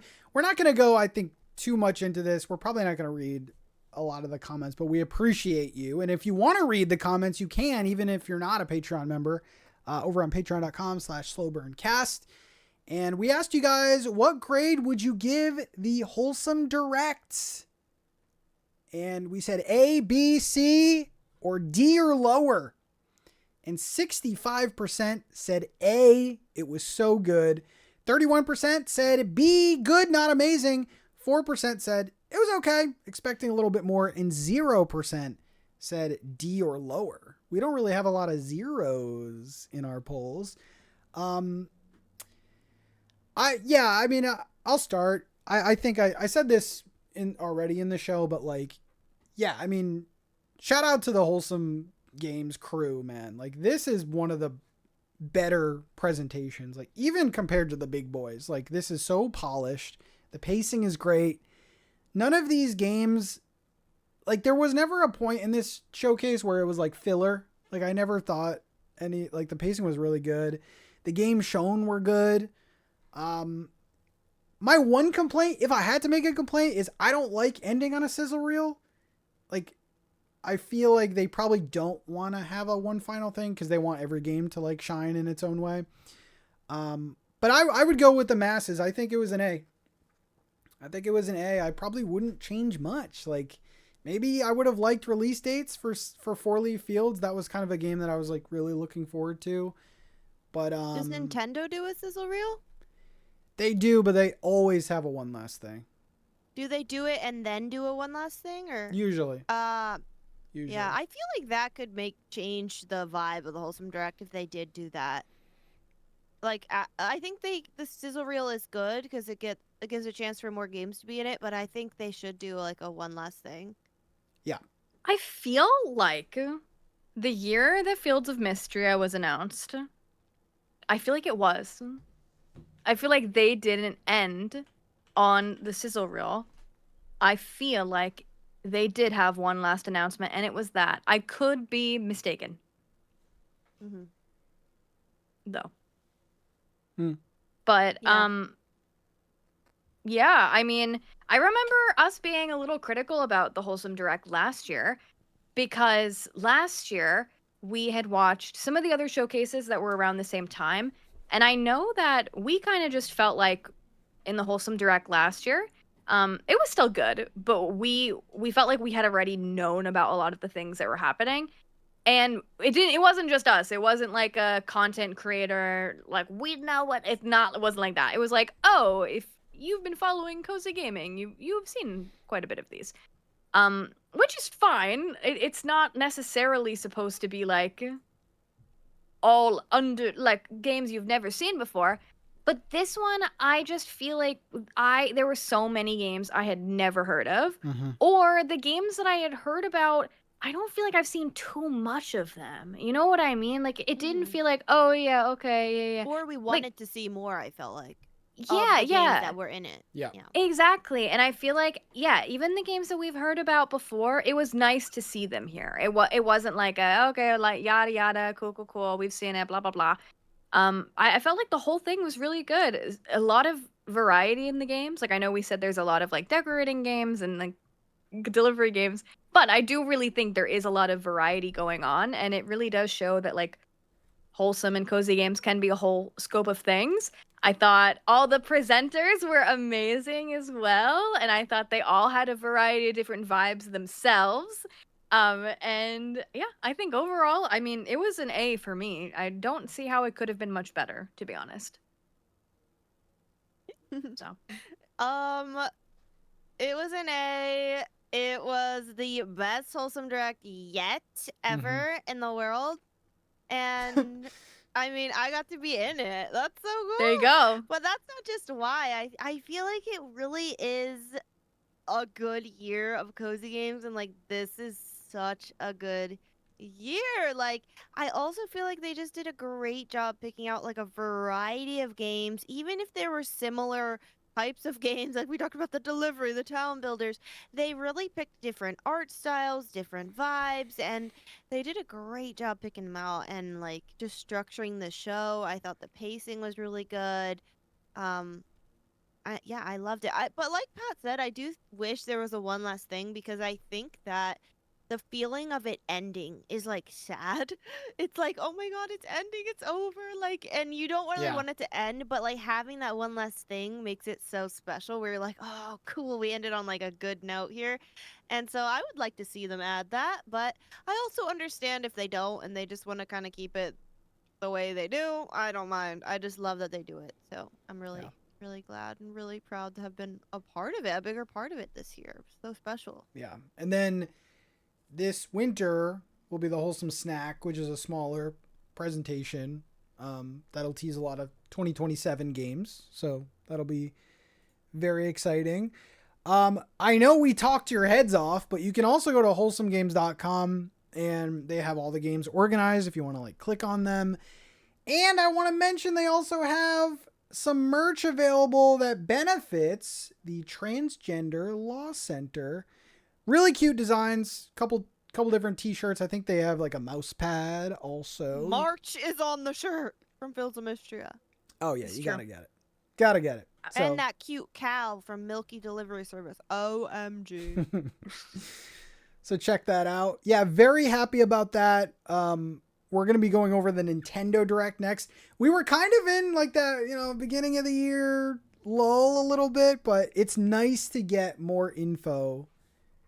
And some games that I'm already looking forward to. That Papaya Plaza, that's 2027. So some games to look forward to. I think that is going to be it. We're not going to read a single comment from them. Not a single one? Let's read one. Pick out one Okay. and we'll read it. Okay, I found the one before. Okay, this is the comment that makes it. Terry said, "Well, it had Min and Pat and a voiceover from Pei, so that makes it good in my eyes." Oh, Terry. There you go. There That you was go. it was really cool that we were all in it. Like that's special. I like it. Yeah, It's so special. Yeah. I love I it. think so too. But I think that's going to be it. We still have even more content. If you're over on Patreon, we have an after show for today's episode. So definitely check that out. But thank you so much for listening and watching. And we will see you again next Wednesday with a brand new episode. Bye, everyone. Bye.